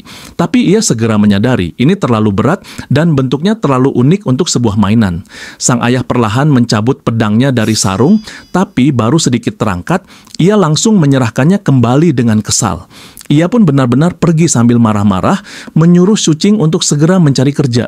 Saat itu, Jiang He ternyata sudah lama mengintip dari kejauhan. Shuqing melihatnya dan berkata, "Jangan ngintip dari sana. Singkirkan pedang ini dan jangan dipakai sembarangan di masa depan." Ia kemudian berkata pada Jiang He, "Kalau suatu hari nanti kamu bertemu ayah atau ibuku, kamu bisa panggil mereka paman atau bibi." "Ya, aku ingat," jawab Jiang He. "Ngomong-ngomong, tidakkah kamu ingin belajar seni bela diri? Apa ada jalan pintas untuk cepat jadi master? Atau teknik kekuatan yang hebat?" tanya Shuqing penuh harap. "Tidak ada jalan pintas," balas Jiang He singkat. Shuqing hanya bisa menghela napas panjang, lalu mengganti topik, "Ayo main game, latihannya kita bahas nanti." Ia pun mengajari Jiang He bermain game di komputernya, memberi arahan dari belakang. Ini yang disebut game. Tapi bagaimana cara menghasilkan uang? Tanya Jiang He penasaran. "Dengan membantu orang lain bermain," jawab Shuqing. "Membantu siapa?" Shuqing menjelaskan, "Ini proyek hiburan. Puluhan bahkan ratusan ribu orang bermain bersama. Banyak dari mereka nggak punya waktu bermain, beda sama aku yang nganggur. Karena itu, mereka rela membayar orang malas seperti kamu buat mainin akun mereka. Jasa joki game," maksud Shuqing. "Aku mengerti," jawab Jiang He dengan semangat. "Membuat dia jadi gadis yang kecanduan internet lebih baik daripada dia keluyuran tengah malam," gumam Shuqing. Saat itu, Donghua, kucing peliharaan Shuqing, baru bangun dan menghampiri majikannya. "Pergi sana," ucap Shuqing, menyuruh kucingnya menjauh. Namun Donghua malah berbalik arah dan tidur di kaki Jiang He yang sedang asik bermain komputer. "Kucing aneh," gumam Jiang He pelan. Sementara itu, di kantor polisi terdekat, "Apa kalian lapar? Ayo pesan makan," ucap salah seorang polisi. "Aku lapar," sahut yang lain. "Oke, siapa lagi? Hao, apa kau lapar?" tanya polisi itu kepada Hao. "Aku tidak terlalu lapar, terima kasih," jawab Hao singkat. Ia kemudian memandang keluar jendela, tampak bosan. "Aku punya banyak waktu luang hari ini," gumamnya. Tak lama, ketiga temannya melirik ke arahnya. "Ada apa? Kenapa kalian melihatku seperti itu?" tanya Hao penasaran. "Instruktur pernah bilang jangan pernah mengatakan hal seperti itu," gumam salah satu dari mereka, membuat suasana hening sesaat. Tiba-tiba, sebuah laporan masuk ke ponsel mereka. Tanpa basa-basi, Hao dan timnya pun bersiap menuju lokasi laporan tersebut. Sesampainya di lokasi, "Kita sudah sampai, jadi ini nomor 14, lantai 6, ucap salah satu dari mereka. Saat mereka tiba di lantai yang dimaksud, mereka melihat seorang pria mabuk sedang duduk di depan pintu. "Heh, apa yang kau lakukan di sini?" tanya teman Hao. "Kenapa kalian lama sekali? Aku sudah menunggu. Cepat suruh nenek itu buka pintu," teriak pria mabuk itu. Mereka pun mengetuk pintu dan menyebutkan bahwa mereka dari kepolisian. Seorang wanita membuka pintu, tampak bingung. "Apakah ini laporan dari Anda?" tanya teman Hao. Wanita itu menggeleng pelan. "Bukan, saya tidak melapor apapun." Pria mabuk itu langsung menyela. "Ini laporanku, perempuan itu berani-beraninya mengusirku." "Apakah pria ini suami Anda?" tanya teman. Hao lagi. "Iya, dia suami saya. Tapi karena dia mabuk dan marah-marah, saya tidak izinkan dia masuk. Maaf sudah merepotkan," ucap wanita itu tenang. "Diam, beraninya kau menjauh dariku. Apa salahnya minum, hah?" bentak pria itu. "Haruskah saya bawa Anda ke kantor agar bisa sadar?" tegas teman Hao. Tidak, tak perlu, saya sudah sadar," balas pria itu mendadak ketakutan. Hao hanya menonton dari belakang dan bergumam dalam hati. Kasus besar lainnya berhasil diselesaikan. Bagus. Mereka pun berjalan kembali ke mobil. Namun belum sempat beristirahat, ponsel kembali berdering. "Coba lihat lagi," ucap teman Hao sambil menggeleng. Sementara itu di rumah Shuqing. Malam itu, Shuqing terbangun karena mendengar suara berisik dari ruang tengah. Ia keluar dari kamar untuk mengecek dan terkejut melihat seorang pria asing di rumahnya. Ia terdiam sesaat, lalu sadar. Itu pencuri. Jiang He yang juga terbangun bergerak lebih cepat. Dengan sigap, ia langsung melumpuhkan pria itu. Woi, woi, jangan terlalu keras, kau bisa membunuhnya. Seru Shuqing saat melihat cengkeraman Jiang He yang terlalu kuat. Pria misterius itu kini hanya duduk ketakutan, tak berani bergerak. Shuqing berkeringat dingin saat melihat bekas cengkeraman Jiang He pada pria di hadapannya. Diam di sana dan jangan bergerak. Tunggu sampai aku menelepon temanku yang polisi untuk memintanya datang, ucap Shuqing tegas. Mendengar itu, pria tersebut langsung memohon, tolong, jangan, aku mengaku salah. Maafkan aku, katanya dengan suara gemetar. Ketakutan menyelimutinya, apalagi saat dia melihat tatapan dingin dari Jiang He. Tubuhnya bergetar bukan hanya karena rasa sakit, tapi karena kengerian. Aku dengar tempat ini angker, makanya aku datang. Tapi aku tidak mendapat apa-apa, malah hampir mati. Apa sebenarnya wanita ini? Seorang juara bela diri atau semacamnya? Gumamnya ketakutan. Shuqing menarik napas dalam. Aku akan menelepon temanku yang polisi. Aku perlu tahu apakah ini termasuk pembelaan diri. Tapi kamu harus dibawa ke rumah sakit dulu, ujarnya dengan nada tegas. Tidak, tolong, jangan lapor polisi. Aku baik-baik saja. Cedera ini, aku dapat sendiri, tidak ada hubungannya dengan kakak ini. Pria itu memohon keras, wajahnya pucat pasi. Setelah beberapa detik berpikir, Shuqing berjalan ke jendela, tempat pria itu masuk dan mengizinkannya pergi. Pria itu terus mengucap terima kasih berkali-kali sebelum akhirnya menghilang dari pandangan. Jiang He yang sedari tadi diam, akhirnya berbicara. Benar-benar membiarkannya pergi begitu saja. Shuqing menoleh. Dia sudah cukup parah. Kalau polisi sampai tahu, semuanya bisa jadi rumit untukmu. Lalu, Shuqing menatap Jiang He dari ujung kepala hingga kaki. Ngomong, kenapa kau masih memakai pakaian itu untuk tidur? Kau bersiap berkeliaran tengah malam, ya? Aku hanya ingin tidur dengan ini. Tapi tadi aku dengar suara dari ruang tamu, jadi aku ingin lihat apa yang sedang kau lakukan, balas Jiang He tenang. Kau pikir semua orang suka berkeliaran malam seperti burung hantu sepertimu? Sudahlah, berhenti memikirkannya. Kembali tidur. Shuqing menghela napas lalu menambahkan, jendelanya akan diperbaiki besok. Aku matikan lampu sekarang. Selamat malam. Ya, selamat malam, sahut Jiang He sambil berdiri di tempatnya. Keesokan harinya, saat Shuqing keluar dari kamar mandi, ia sedikit terkejut. Kau sudah di kamar pagi-pagi begini? Sudah selesai berlatih? Tanyanya. Ya, jawab Jiang He singkat. Bisakah lain kali kau membiarkan pintunya terbuka? Aku ingin melihatmu berlatih, kata Shuqing dengan mata berbinar. Tentu. Balas Jiang He tanpa ragu. Shuqing terkejut dengan persetujuan yang mudah itu.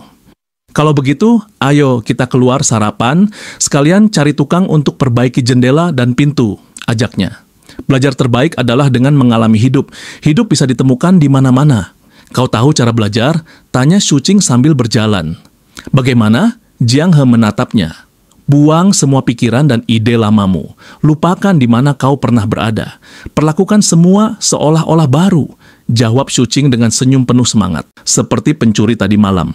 Jika kau menghadapi situasi yang sama lagi, kau pasti bisa mengatasinya.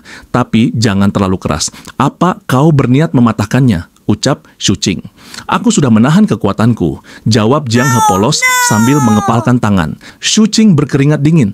Ia menghela napas dan berkata, bagus kalau begitu. Menyakiti orang di sini sangat merepotkan. Tidak peduli seburuk apa orangnya, selama kamu tidak membunuh, kamu tidak akan mendapat masalah. Seberapa jauh aku bisa memukulnya? Tanya Jiang He. Itu tergantung situasinya, jawab Shuqing. Kalau kamu menyelinap ke kamarku tengah malam, seberapa jauh aku bisa memukulmu? Tanya Jiang He dengan wajah serius. Itu tidak mungkin. Ubah perumpamaanmu. Apa aku terlihat seperti orang seperti itu? Shuqing terlihat kesal. Mirip, jawab Jiang He singkat. Apanya yang mirip? Aku ini pahlawan muda yang melakukan perbuatan baik, mengerti? Ujar Shuqing sambil berpose di tempat umum. Aku percaya untuk saat ini, sahut Jiang He. Shuqing terdiam sesaat, lalu bertanya, kalau seumpama itu benar-benar terjadi, apa yang akan kamu lakukan? Memukulmu, jawab Jiang He singkat. Shuqing menggumam dalam hati, aku khawatir pukulan itu bisa fatal. Singkat cerita, mereka tiba di tempat tujuan. Rasakan dan alami hidup mulai sekarang. Ingatlah hari ini baik-baik, ucap Shuqing. Jiang He menatap tangannya membandingkan masa lalu dan sekarang. Lamunannya segera buyar saat makanan yang mereka pesan tiba. Mereka pun mulai menikmati makanannya.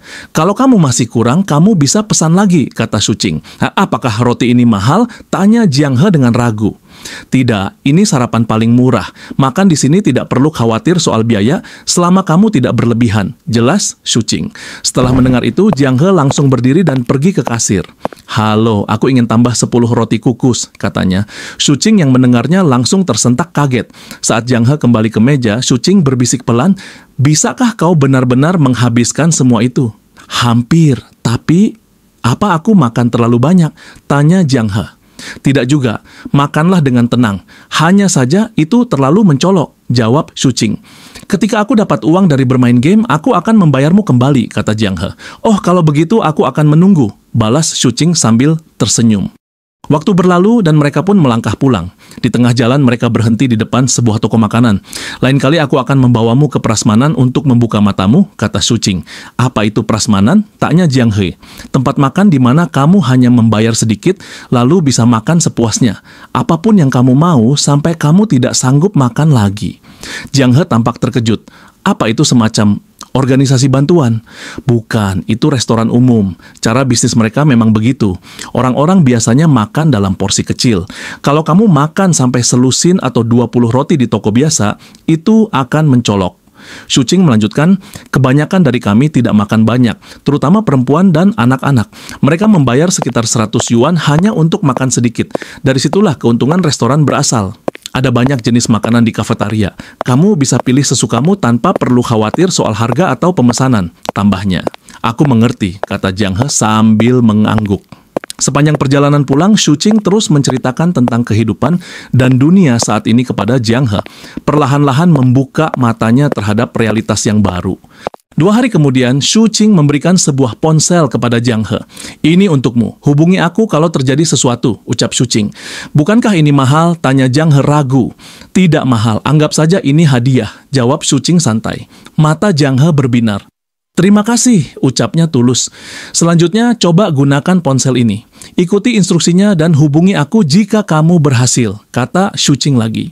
Dengan IQ Jiang He, seharusnya itu mudah, gumam Shuqing dalam hati sambil tersenyum kecil. Aku akan keluar sekarang. Kau bisa makan malam sendiri, tidak perlu menungguku, ujar Shuqing sebelum pergi. Aku sudah letakkan makanan take away di atas meja. Ingat untuk makan dan kalau ada apa-apa, hubungi saja aku. Singkat cerita, Shuqing pun keluar rumah dan pergi ke rumah orang tuanya. Ibu, aku pulang, sapa Shuqing saat sampai. Kamu di sini, sambut sang ayah. Ibu di mana? Tanya Shuqing. Dia sedang main mahjong, belum pulang, jawab ayahnya santai. Hanya kamu sendiri? Mana pacarmu? Lanjutnya. Pacar apanya? Dia cuma teman biasa. Dia tinggal bersamaku untuk sementara waktu, jawab Shuqing cepat. Kalau dia laki-laki, apa kamu akan membiarkannya tinggal? Tanya ayahnya menyelidik. Bukannya ada Qing Hao, balas Shuqing. Kalau begitu, kalau dia perempuan, mungkin malah sudah jadi pacarmu, celetuk ayahnya. Shuqing langsung membeku membayangkan kemungkinan itu. Cepat hubungi ibumu, ujar ayahnya. Shuqing mengangguk dan segera menelepon ibunya, menyuruhnya pulang. Suasana sempat hening sejenak, lalu Shuqing berkata kepada ayahnya, beberapa waktu lalu ada pencuri masuk ke rumahku. Pencuri? Apa sih yang bisa dia curi? Ucap ayahnya dengan nada santai. Emangnya komputer bukan uang? Balas Shuqing kesal. Kamu kan tidur dengan komputer, siapa yang bisa mencurinya? Sahut ayahnya sambil tersenyum mengejek. Jangan bikin komputer seperti istri sendiri, gumam Shuqing. Ayahnya tertawa, lalu bertanya, Ahem, kamu baik-baik saja kan? Aku mengalahkan pencurinya dan mengusirnya, jawab Shuqing berbohong. Tak lama kemudian ibunya pun datang. Kenapa Qingzi pulang? Kenapa nggak bilang dari tadi? Katanya. Aku akan masak sekarang. Kalian berdua nonton TV saja dulu. Lanjutnya penuh semangat. Shuqing menghela napas. Dari ekspresi ibunya, ia bisa menebak kemungkinan besar ibunya menang dalam permainan mahjong tadi. Ngomong-ngomong, bagaimana dengan pacarmu? Tanya ibunya sambil tersenyum penuh arti. Jangan dengarkan omong kosong ayah, sahut Shuqing cepat. Omong kosong apanya? Pakaian digantung bersama, tinggal dan makan bareng, mencuci juga sama-sama. Itu sih bukan teman, sanggah ayahnya. Kenapa kamu tidak bilang dari awal padaku Pak Tua? Timpal ibunya sambil menatap tajam. Jangan banyak bicara, bentak Shuqing mulai panik. Nah, bisa tunjukkan fotonya, tanya ibunya dengan wajah penasaran. Hanya seorang teman, punya 2 mata dan 1 mulut, apanya yang perlu ditunjukkan? Ucap Shu Qing mencoba menghindar. Namun melihat wajah ibunya yang terus memaksa, Shu Qing akhirnya pasrah dan menunjukkan foto Jiang He dari ponselnya. Hanya teman, bukan pacar, tegas Yu Qing. Wah, dia cantik sekali, komentar ibunya sambil menatap layar ponsel. Baiklah, ibu sudah selesai, sekarang kembalikan ponselku, ujar Shu Qing sambil merebut kembali ponselnya dengan wajah sebal. Ahem, dia terlihat muda, 18 tahun kan? Di mana dia sekolah? Tanya ibunya penasaran. Dia tidak sekolah, jawab Shu Qing singkat. Bagaimana mungkin seseorang secantik itu tidak bersekolah? Ibunya terlihat tak percaya. Apa hubungannya cantik dengan sekolah? Ini bukan kontes kecantikan. Lagi pula, bukankah masuk akal kalau keluarga miskin tidak mampu menyekolahkan anaknya? Balas Shu Qing. Oh, kalau seseorang itu pelajar, dia bisa dikagumi. Tapi kamu, gumam ayahnya, setiap hari cuma berkeliaran di rumah, main komputer terus, bahkan nggak punya pekerjaan tetap. Hei, bagaimana kalian bertemu? Bukankah dia dari Jiangcheng? Tanya ibunya lagi, makin penasaran. Shu Qing hanya mengangkat tangan, memberi isyarat agar mereka berhenti membahas topik itu. Singkat cerita, Shu Qing berpamitan untuk kembali ke rumah tempat tinggalnya. Tunggu, kata ibunya. Aku dengar tempat tinggalmu itu berhantu. Orang-orang bilang ada suara tangisan wanita tengah malam. Memang benar, aku juga dengar begitu, kata Shu Qing santai. Jadi ayah harus potong sewa, jadi setengah. Itu rumah berhantu. Kalau tidak, aku nggak mau menyewanya lagi. Lanjut Shu Qing sambil tersenyum nakal. Omong kosong, tegas ayahnya tak mau kalah. Ayah, tidak masalah ada hantu atau tidak. Tapi punya pacar itu mahal loh. Ibunya ikut membantu anaknya. Benar, bahkan kalau aku datang lagi, dia akan jadi pacarku. Tegas Shu Qing pura-pura serius untuk menekan ayahnya. Singkat cerita, Shu Qing kembali ke rumah. Aku pulang, kenapa kamu pegang pedang lagi? Tanya Shu Qing saat melihat Jiang He berdiri diam dengan pedang di tangannya. Jiang He terdiam, lalu tiba-tiba berkata, gugup, aku mau mandi dulu. Ujarnya sambil membawa pakaian ganti dan pedangnya menuju kamar mandi. Kamu mandi sambil bawa pedang? Tanya Shu Qing heran. Namun Jiang He tak menjawab, malah cepat-cepat menutup pintu kamar mandi. Shu Qing hanya bisa menghela napas dan duduk di kursi. Terdengar suara gemercik air dari kamar mandi. Saat itu pikiran Shu Qing mulai melayang membayangkan Jiang He yang sedang mandi. Dia segera menggelengkan kepala untuk mengusir pikirannya. Kemudian ia melihat laptopnya masih menyala. Sejak kapan laptopku menyala? Atau aku lupa matikannya? Ah, bodoh amat. Sekalian aja aku pakai besok buat edit video. Gumamnya dalam hati. Tak lama kemudian, Jiang He keluar dari kamar mandi. Shu Qing sempat tersipu, lalu dengan penasaran bertanya, aku sudah ingin tanya dari dulu, apa latihan bela diri bisa bikin seseorang jadi cantik? Jiang He terdiam tak tahu harus menjawab apa. Sambil melangkah pelan, Jiang He mengalihkan topik. Pendeta tahu itu? Yang waktu itu, dia berhasil menangkap hantunya. Gimana bisa ditangkap? Itu cuma tipu-tipu buat menakut-nakuti orang, jawab Shu Qing sambil mendekat. Kenapa kamu nggak pakai pengering rambut baru ini? Sini, aku bantu. Namun Jiang He malah bertanya, kenapa kamu tidak berlatih bela diri? Shu Qing tertawa pelan lalu menjawab, sekarang hidup orang-orang jauh lebih baik. Pakaian cukup, makanan cukup. Seni bela diri itu terlalu keras dan tidak terlalu berguna di zaman sekarang. Kungfu dan sejenisnya akan hilang dengan sendirinya. Orang-orang sekarang hidup dalam damai, kerja normal, nggak butuh perang atau bunuh-bunuhan. Itu penyakit. Jangan sampai kamu ikut-ikutan. Ia lalu menambahkan, singkatnya, kungfu sudah mati. Teknologi yang sekarang dibutuhkan untuk hidup nyaman. Jadi, simpan dulu pedangmu, kamu pegang terus untuk apa? Jiang He hanya diam mendengarkan, lalu berkata lirih, kalau ada hantu, aku bisa membela diri. Shu Qing mendengus. Hantu? Orang malah bilang kamulah hantunya. Berkeliaran tengah malam sambil melompat-lompat. Namun Jiang He menjawab dengan serius, aku melihatnya. Waktu kamu pergi, aku lihat ada hantu. Hantu yang kamu maksud seperti apa bentuknya? Tanya Shu Qing mulai merasa was-was. Rambutnya panjang, lebih panjang dari punyaku. Seperti ini, jawab Jiang He sambil memperagakan panjang rambut yang ia lihat. Shu Qing menatapnya kaget. Lalu, wajahnya pucat, sangat pucat. Bahkan lebih putih dari roti kukus yang aku makan kemarin.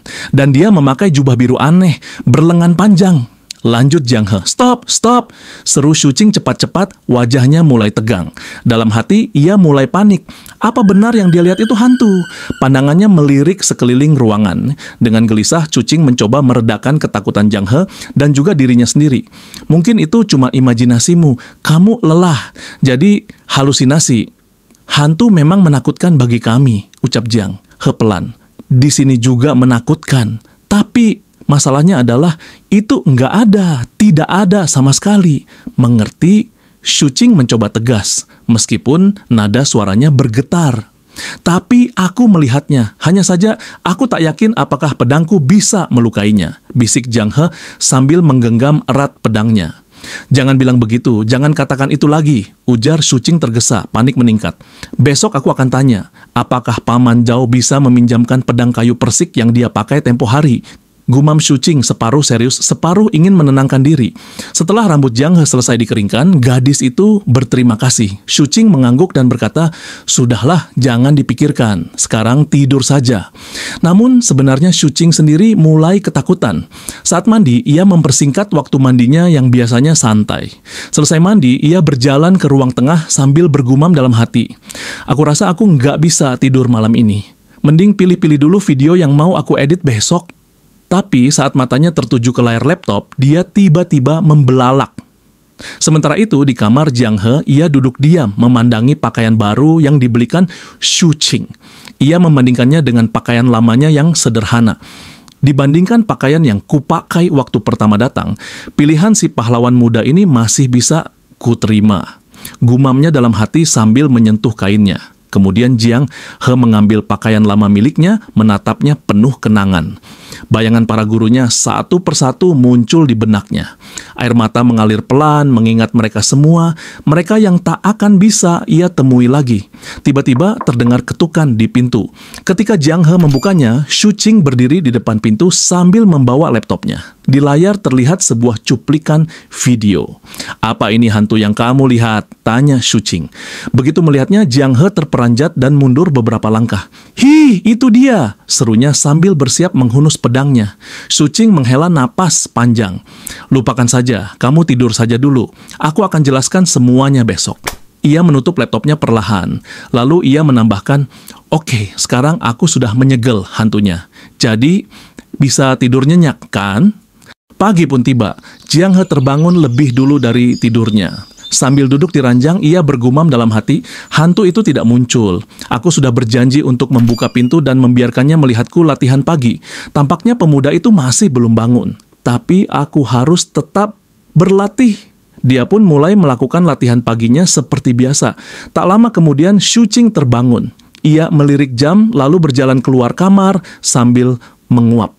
Selamat pagi, sapa Shuqing sambil melihat Jiang He yang sedang duduk sibuk mengamati kucing peliharaannya. Kemudian Shuqing bertanya iseng, omong-omong seperti apa bosmu itu? Apakah dia punya janggut? Dia lebih tinggi darimu. Dan ya, dia punya janggut, jawab Jiang He singkat. Jiang He menatap wajah Shuqing lalu bertanya balik, kenapa kamu tidak punya janggut? Shuqing terkekeh, karena aku seorang sarjana, bukan seperti mereka. Kami punya alat khusus untuk mencukur, namanya pisau cukur, ingat itu. Oh, Jiang He mengangguk, walau masih tampak heran. Yuk siap-siap, kita keluar buat sarapan, ajak Shuqing. Jiang He mengangguk setuju, tapi sebelum pergi dia berkata, ngomong-ngomong, handphone yang kamu berikan kemarin sepertinya rusak. Tadi pagi tidak merespons apa-apa, apakah mahal untuk memperbaikinya? Shuqing tertawa kecil, bukan rusak, itu cuma baterainya habis, nanti aku kasih powerbank biar kamu bisa isi daya sendiri. Setelah bersiap, mereka pun keluar rumah. Saat berjalan, Shuqing mulai menjelaskan dengan nada serius namun santai, hari ini akhir pekan, kamu nggak usah kerja dulu. Lupakan game untuk sementara. Sekarang waktunya kamu belajar pakai handphone, itu penting. Misalnya, kalau kamu pergi sendirian, kamu bisa kirim pesan lewat WeChat atau menelepon. Dan kamu juga butuh ini untuk belanja atau simpan uang di masa depan. Dia membuka aplikasinya. Nih, ini dompet WeChat. Sekarang saldonya 0. Aku kirim 100 yuan ke akunmu. Sekarang kamu punya uang sendiri buat dibelanjakan. Jiang He melihat layar itu dengan kagum, lalu tersenyum. Ah, pokoknya terima kasih anak muda. Sementara itu, di tempat lain, Qing Hao baru saja pulang dari tugas malamnya. Ia membuka pintu rumah dan menyapa, ayah, aku pulang. Baru selesai shift. Ada makanan nggak? Ayahnya menjawab sambil duduk di ruang tengah. Ada bubur di dalam panci. Oh iya, berapa banyak pencuri yang kamu tangkap semalam? Hao menjawab sambil menghela napas. Nggak ada. Mana mungkin tiap malam ada pencuri. Zaman sekarang udah aman, siapa yang masih nekat mencuri? Ayahnya mengangguk pelan lalu berkata, tapi si Kingzi itu bukan polisi, dia malah menangkap pencuri. Hao terdiam. Apa? Kapan itu terjadi? Beberapa hari lalu, kata Lao Shu begitu, jawab ayahnya santai. Hao langsung kesal dalam hati, aku yang tiap hari tugas malah nggak pernah nemu apa-apa. Dia yang cuma di rumah malah bisa nangkap pencuri. Dunia macam apa ini? Gerutunya sambil mengetik sesuatu di ponselnya. Seolah belum cukup, ayahnya menambahkan, biarkan saja. Oh ya, aku dengar juga dia udah punya pacar. Hah? Ekspresi Hao langsung berubah panik. Iya, kamu juga harusnya bisa cari pacar. Gimana? Udah punya? Tanya ayahnya menyindir. Hao berusaha tetap tenang. Aku nggak buru-buru, aku baru mulai kerja. Belakangan ini juga sibuk banget. Tapi ayahnya malah makin panas. Lihat orang-orang lain, 2 pacar pun bisa. Kamu cuma keliling naik mobil rusakmu itu. Kamu ngapain aja sih sebenarnya? Menangkap pencuri, jawab Hao cepat. Tapi kamu berhasil menangkap? Tanya ayahnya dengan nada datar. Hao tercekat, lalu berkata, pencuri itu akan selalu ada. Tapi soal pacar, nanti sajalah. Aku fokus jadi detektif dulu. Ayahnya makin jengkel, apalagi setelah mendengar kabar dari ayah Shuqing. Dengan nada tinggi, ia berkata agar Hao segera mencari pacar dan memperkenalkan padanya. Tak lama setelah ayahnya berhenti mengoceh, King Hao duduk santai di ruang tamu sambil menikmati camilan. Suara dering ponselnya tiba-tiba berbunyi, panggilan dari Shuqing. Halo, dalam percakapan itu, Shuqing mengajak King Hao untuk bertemu malam ini. Namun, Hao menolak. Maaf, aku ada pekerjaan malam ini, mungkin lain kali. Katanya singkat sebelum menutup telepon. Tak berselang lama, Shuqing menerima panggilan lain dari salah satu temannya. Malam ini kita ngumpul, ayo datang, ajak temannya. Shuqing mengangguk dan menjawab, tentu. Tapi apa kamu keberatan kalau aku mengajak temanku dari desa untuk ikut? Aku ingin membukakan matanya pada dunia modern. Boleh, bawa saja, balas temannya. Setelah panggilan berakhir, Shuqing menoleh pada Jiang He yang duduk di sampingnya. Malam ini aku akan membawamu ke bar, hanya untuk bersenang-senang, menikmati dunia modern. Pokoknya kamu akan tahu nanti, ujarnya sambil tersenyum. Tapi ingat, lihat mataku sebelum kamu bertindak. Mengerti? Aku tahu, jawab Jiang He singkat. Jiang He lalu menatap Shuqing dan bertanya, ngomong, apa maksud ucapanmu tadi di jalan? Kalau semua hantu itu palsu, kenapa kalian melakukan hal-hal aneh seperti itu? Shuqing menjelaskan dengan tenang, itu hanya untuk hiburan. Sama seperti orang memelihara kucing, setelah kebutuhan dasar terpenuhi, orang butuh sesuatu untuk mengisi waktu dan hati mereka. Entah itu hewan peliharaan, film, atau game, semuanya untuk memuaskan diri sendiri. Ia melanjutkan, dulu di kedai teh ada pendongeng yang sering membicarakan cerita rakyat yang aneh-aneh hanya untuk memuaskan rasa ingin tahu orang-orang. Intinya, kalau ada permintaan, pasti akan ada pasokan. Sama seperti kamu dibayar untuk membantu orang main game. Uang itu kamu pakai buat makan dan beli pakaian. Semua ini bentuk transaksi. Begitulah masyarakat bekerja. Jiang He terlihat mulai memahami.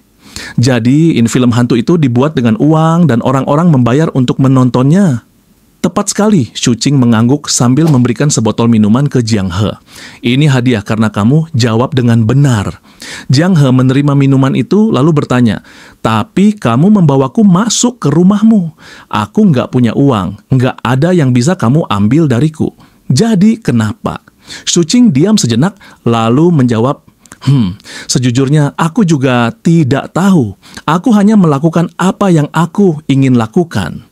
Jiang He tersenyum kecil. Pemuda ini memang pria yang baik, pikirnya dalam hati. Sementara itu, Shuqing juga merenung, dunia akan membosankan jika segala sesuatu harus punya tujuan.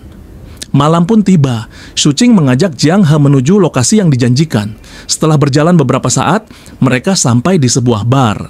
Nah, kita sudah sampai. Ayo masuk, malam ini temanku yang traktir. Makanlah sebanyak yang kamu mau, kata Shuqing sambil mendorong pintu. Di dalam suasana sudah ramai. Semua orang tampak menikmati waktu mereka. Salah satu pria yang duduk sambil memegang mikrofon menyapa. Hei, kalian baru datang. Santai aja, aku juga pengangguran sekarang. Lagi nungguin kalian. Nanti aku nyanyi satu lagu buat hiburan. Tunggu sebentar, aku duduk dulu, kata Shuqing. Jiang He ikut duduk di sebelahnya, melihat sekeliling dengan rasa ingin tahu yang besar terhadap dunia modern yang mulai ia pahami, perlahan tapi pasti. Melihat Jiang He yang tampak gelisah, Shuqing menyodorkan tangannya sambil memberikan camilan. Apa kamu lapar? Kalau iya, makanlah cemilan ini dulu sambil menunggu yang lain datang, katanya dengan ramah. Namun Jiang He mengerutkan kening. Apa yang kamu katakan? Aku tidak bisa mendengarmu, ucapnya karena suara musik dan percakapan di bar terlalu bising. Shuqing tertawa kecil lalu mendekatkan mulutnya ke telinga Jiang He. Maksudku ini bisa dihancurkan dan dimakan. Cobalah, katanya sambil menunjuk kacang yang tadi ia berikan. Jiang He mencicipinya lalu mengangguk. Ini enak, ucapnya polos. Shuqing tersenyum. Kalau begitu, makan saja yang banyak. Beberapa saat kemudian, Shuqing melirik ke arah temannya dan mengambil botol minuman di depan meja. Ayo Wang Zi, minumlah, serunya sambil mengangkat botol.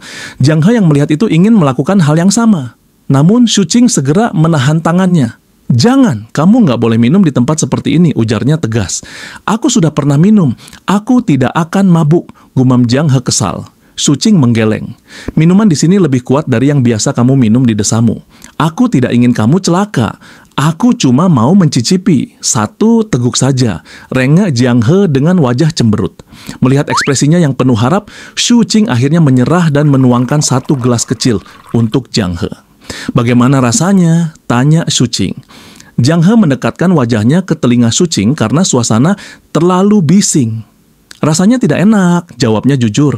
Shuqing hanya terkekeh, tapi tiba-tiba Wang Zi, pria yang duduk di kursi sebelah, berteriak ke arah mereka. Hei, hei, apa yang kalian lakukan di sana? Shuqing menoleh malas.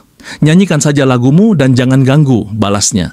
Wang Zi menghampiri mereka dan berbisik ke Shuqing, dia pacarmu, kan? Kenapa nggak kamu kenalin ke kita semua? Shuqing menjawab singkat. Dia cuma teman dari desa, namanya Jiang He. Kemudian ia memperkenalkan Wang Zi ke Jiang He. Ini temanku, Wang Ziyun, seorang tuan tanah yang kaya raya. Wang Zi tersenyum licik dan berbisik pelan, kalau dia cuma teman, berarti aku juga bisa jadi temannya dong. Shuqing langsung memotong, lupakan saja, jangan pernah berpikir aneh-aneh. Shuqing kemudian berkata, apa kamu lebih tinggi dariku? Lebih tampan? Wang Zi menimpali dengan bangga, tapi aku punya uang. Setelah itu, Wang Zi berdiri dan kembali ke tempat duduknya. Masih ada yang belum datang. Ayo kita nyanyi dulu, serunya ke seluruh ruangan. Shuqing mencibir sambil berkata, Hauzi sekarang jadi penjaga rakyat. Katak sosial pengangguran sepertimu tahu apa? Jiang He yang belum mengerti apa yang sedang terjadi bertanya, apa yang mereka lakukan? Tempat ini terlalu bising. Shuqing menjawab sambil menyender ke kursinya. Anggap saja ini semacam perayaan. Pacar pria itu sedang ulang tahun. Tempat seperti ini terbuka dan cocok untuk mendekatkan hubungan. Ia menoleh ke Jiang He. Ngomong-ngomong, kamu bisa bernyanyi? Aku belum pernah. Aku tidak tahu caranya, jawab Jiang He jujur. Tiba-tiba pintu ruangan terbuka dan beberapa orang masuk. Salah satu dari mereka membuat Shuqing membeku sejenak. Kenapa dia datang juga? Gumam Shuqing dalam hati dengan wajah sedikit kaget. Pria yang baru masuk itu melirik ke arah Shuqing sebentar, lalu melanjutkan langkahnya. Sementara itu, Shuqing fokus pada biji kacang yang terus dimakan oleh Jiang He. Kamu beneran lapar? Tanya Shuqing. Sedikit, jawab Jiang He sambil tetap memakan kacang-kacang itu. Tunggu sebentar lagi, nanti akan ada kue ulang tahun besar di sini, ucap Shuqing. Membayangkannya, Jiang He meneteskan air liur dari mulutnya. Qingzi, karena Hauzi tidak ada di sini, mari kita nyanyikan lagu berdua, ucap Ziyun. Shuqing mengambil mikrofon yang disodorkan Ziyun. Jiang He yang tidak tahu apa itu mendekat dan berbicara ke arah mikrofon. Apa ini? Seketika suara keras terdengar dari pengeras suara membuat Jiang He kaget. Jangan takut, ini mikrofon, aku akan menjelaskannya nanti, ucap Shuqing menenangkan. Shuqing yang memperhatikan, Jiang He tak tahan ingin mencubit pipinya. Namun Jiang He langsung melirik tajam ke arah tangannya, membuat Shu Qing mengubah posisi, menghindari tatapannya. Tak lama, Shu Qing dan Ziun mulai berduet, bernyanyi bersama. Ziun melirik sekeliling dan berkata, sepertinya hampir semua orang yang diundang sudah hadir. Mari kita mulai. Seseorang masuk ke ruangan sambil membawa kado besar. Ahem, terima kasih sudah menunggu. Sekarang mari kita potong kue dan berpesta. Hari ini ulang tahun pacarku, ucap Ziun. Namun saat Ziun hendak memperkenalkan pacarnya, orang itu telah menghilang seperti ditelan bumi. Aku pikir tadi sempat melihat dia keluar, ucap salah satu teman Ziun. Shu Qing yang melihat kejadian itu merasa sedikit simpati. Ziun memandangi sekeliling namun tidak menemukan pacarnya. Aku tidak tahu kemana dia pergi, tapi mari kita lanjutkan pestanya, ujarnya. Berapa lama kamu sudah bersama dia? Tanya Shu Qing. Sekitar 1 atau 2 bulan, jawab Ziun. Kurasa sudah hampir waktunya bagi kalian untuk putus, goda Shu Qing. Kami benar-benar saling mencintai, teriak Ziun. Jiang He yang dari tadi memperhatikan berbisik pada Shu Qing. Apakah pacar berarti istri? Tanyanya penasaran. Tidak, pacar hanyalah sebuah istilah. Itu bisa berarti berbeda bagi setiap orang, jawab Shu Qing. Baginya, pacar berarti istri orang lain. Lanjutnya sambil menunjuk ke arah Ziun. Kalau bagimu? Tanya Jiang He. Untuk orang sepertiku, pacar bisa berarti apa saja. Misalnya guntingan karton atau sesuatu, ujarnya, malu-malu mengakui dirinya seorang wibu akut. Ziun yang mendengar itu tertawa terbahak-bahak. Kemudian ia bertanya, apa kalian berdua benar-benar hanya teman? Shu Qing cepat-cepat mengalihkan pembicaraan. Ia tidak ingin Jiang He disalahartikan sebagai pasangan barunya. Tak lama, Ziun melihat jam tangannya dan sadar pacarnya belum juga kembali. Ia pun izin keluar untuk menelponnya. Beberapa saat kemudian, ayo saudara King, kau ganti pacar lagi. Celetuk seorang pria dari belakang yang baru datang. Bukan urusanmu, jawab Shu Qing datar. Tidak perlu galak, aku cuma ingin konsultasi. Bagaimana caramu bisa dapat pacar secantik itu? Beritahu aku, kenapa aku tidak bisa dapat yang seperti dia? Kenapa? Karena kau terlalu jelek, balas Shu Qing tanpa basa-basi. Saudara King, kamu tidak perlu bersikap tidak ramah. Bagaimana kalau aku menawarimu untuk bersulang? Ucap pria bernama Liang Zi. Liang Zi, aku tidak ingin berurusan denganmu hari ini. Jadi, jangan menggangguku. Balas Shu Qing dengan wajah marah. Wang Ji yang baru saja kembali terkejut melihat suasana tegang di antara keduanya. Ia segera mendekat dan mencoba meredakan ketegangan. Hei, kalian berdua santailah. Liang Zi, seharusnya kamu tidak datang hanya untuk memprovokasi dia. Kata Wang Ji, aku hanya mengajaknya minum. Bagaimana bisa itu disebut provokasi? Balas Liang Zi sambil tersenyum. Kamu yang mengundang dia? Tanya Shu Qing. Aku hanya berpikir, apakah ini benar-benar tidak bisa diselamatkan? Sahut Wang Ji dengan nada panik. Aku selalu mengira masalah ini sepele, ucap Shu Qing. Itu sudah terjadi cukup lama. Tentu saja aku anggap sepele. Aku hanya ingin berkonsultasi pada saudara Qing dan sekaligus mengajaknya bersulang, timpal Liang Zi. Jadi pukulanku yang dulu belum cukup menyakitkan bagimu? Shu Qing menyipitkan mata, suaranya dingin. Semua orang di ruangan itu mulai memperhatikan mereka. Apa sebenarnya situasi di antara kalian? Kalian seperti anak kecil, kata Wang Ji dengan frustrasi. Yang kulakukan cuma ingin bersulang. Kenapa harus jadi seperti ini? Ucap Liang Zi masih dengan nada tenang. Aku tidak akan melakukannya, tegas Shu Qing. Kalau begitu, bagaimana kalau bersulang dengan kakak ipar? Kata Liang Zi sambil menoleh ke arah Jiang He. Dia bukan kakak iparmu, lupakan saja, sahut Shu Qing cepat, menyela sebelum Jiang He sempat menjawab. Wang Ji akhirnya tidak tahan lagi dan berteriak, lalu menarik Liang Zi menjauh dari Shu Qing. Setelah mereka cukup jauh, Wang Ji kembali menghampiri Shu Qing. Kapan kalian bertengkar? Tanyanya. Itu sudah beberapa waktu lalu. Aku bahkan tak akan datang kalau tahu dia hadir, jawab Shu Qing kesal. Aku tidak akan mengundangnya kalau tahu hubungan kalian seburuk ini, balas Wang Ji menyesal. Kenapa dia memanggilku kakak ipar? Tanya Jiang He dengan bingung. Karena dia jelek. Lihat aku, menurutmu aku lebih tampan dari dia kan? Ucap Shu Qing penuh percaya diri. Dengan dua orang menarik berdampingan seperti kita, sepertinya kita cocok. Tentu saja beberapa orang dengan otak sempit akan membayangkan kita sebagai pasangan. Lanjutnya dengan nada tinggi. Aku tidak tahu apa yang terjadi dengan otak mereka. Mungkin tidak berfungsi dengan baik. Jadi jangan bicara dengan mereka. Termasuk bajingan ini, tambah Shu Qing sambil menunjuk Wang Ji. "Aku punya pacar!" teriak Wang Ji. "Ah, itu dia datang," lanjutnya melihat seorang wanita masuk ke ruangan. "Pelayan, matikan lampu, saatnya memotong kue," serunya lagi. Jiang He tampak berbinar melihat kue yang dibawa masuk. Itu benar-benar besar. "Apa semuanya bisa dimakan?" tanyanya antusias. "Tentu saja," jawab Sucing, namun wajahnya tiba-tiba berubah. Ia mulai merasakan firasat buruk. "Ikut denganku," ucap Sucing sambil menarik lengan Jiang He. "Tetap di sini. Sembunyikan dirimu dan jangan membuat gerakan yang tidak perlu. Jangan memotong kue sampai aku memanggilmu," lanjutnya memperingatkan. Jiang He yang masih bingung hanya mengangguk lalu memandangi kue besar itu dari tempat persembunyiannya. Matanya berbinar, menahan rasa ingin mencicipinya.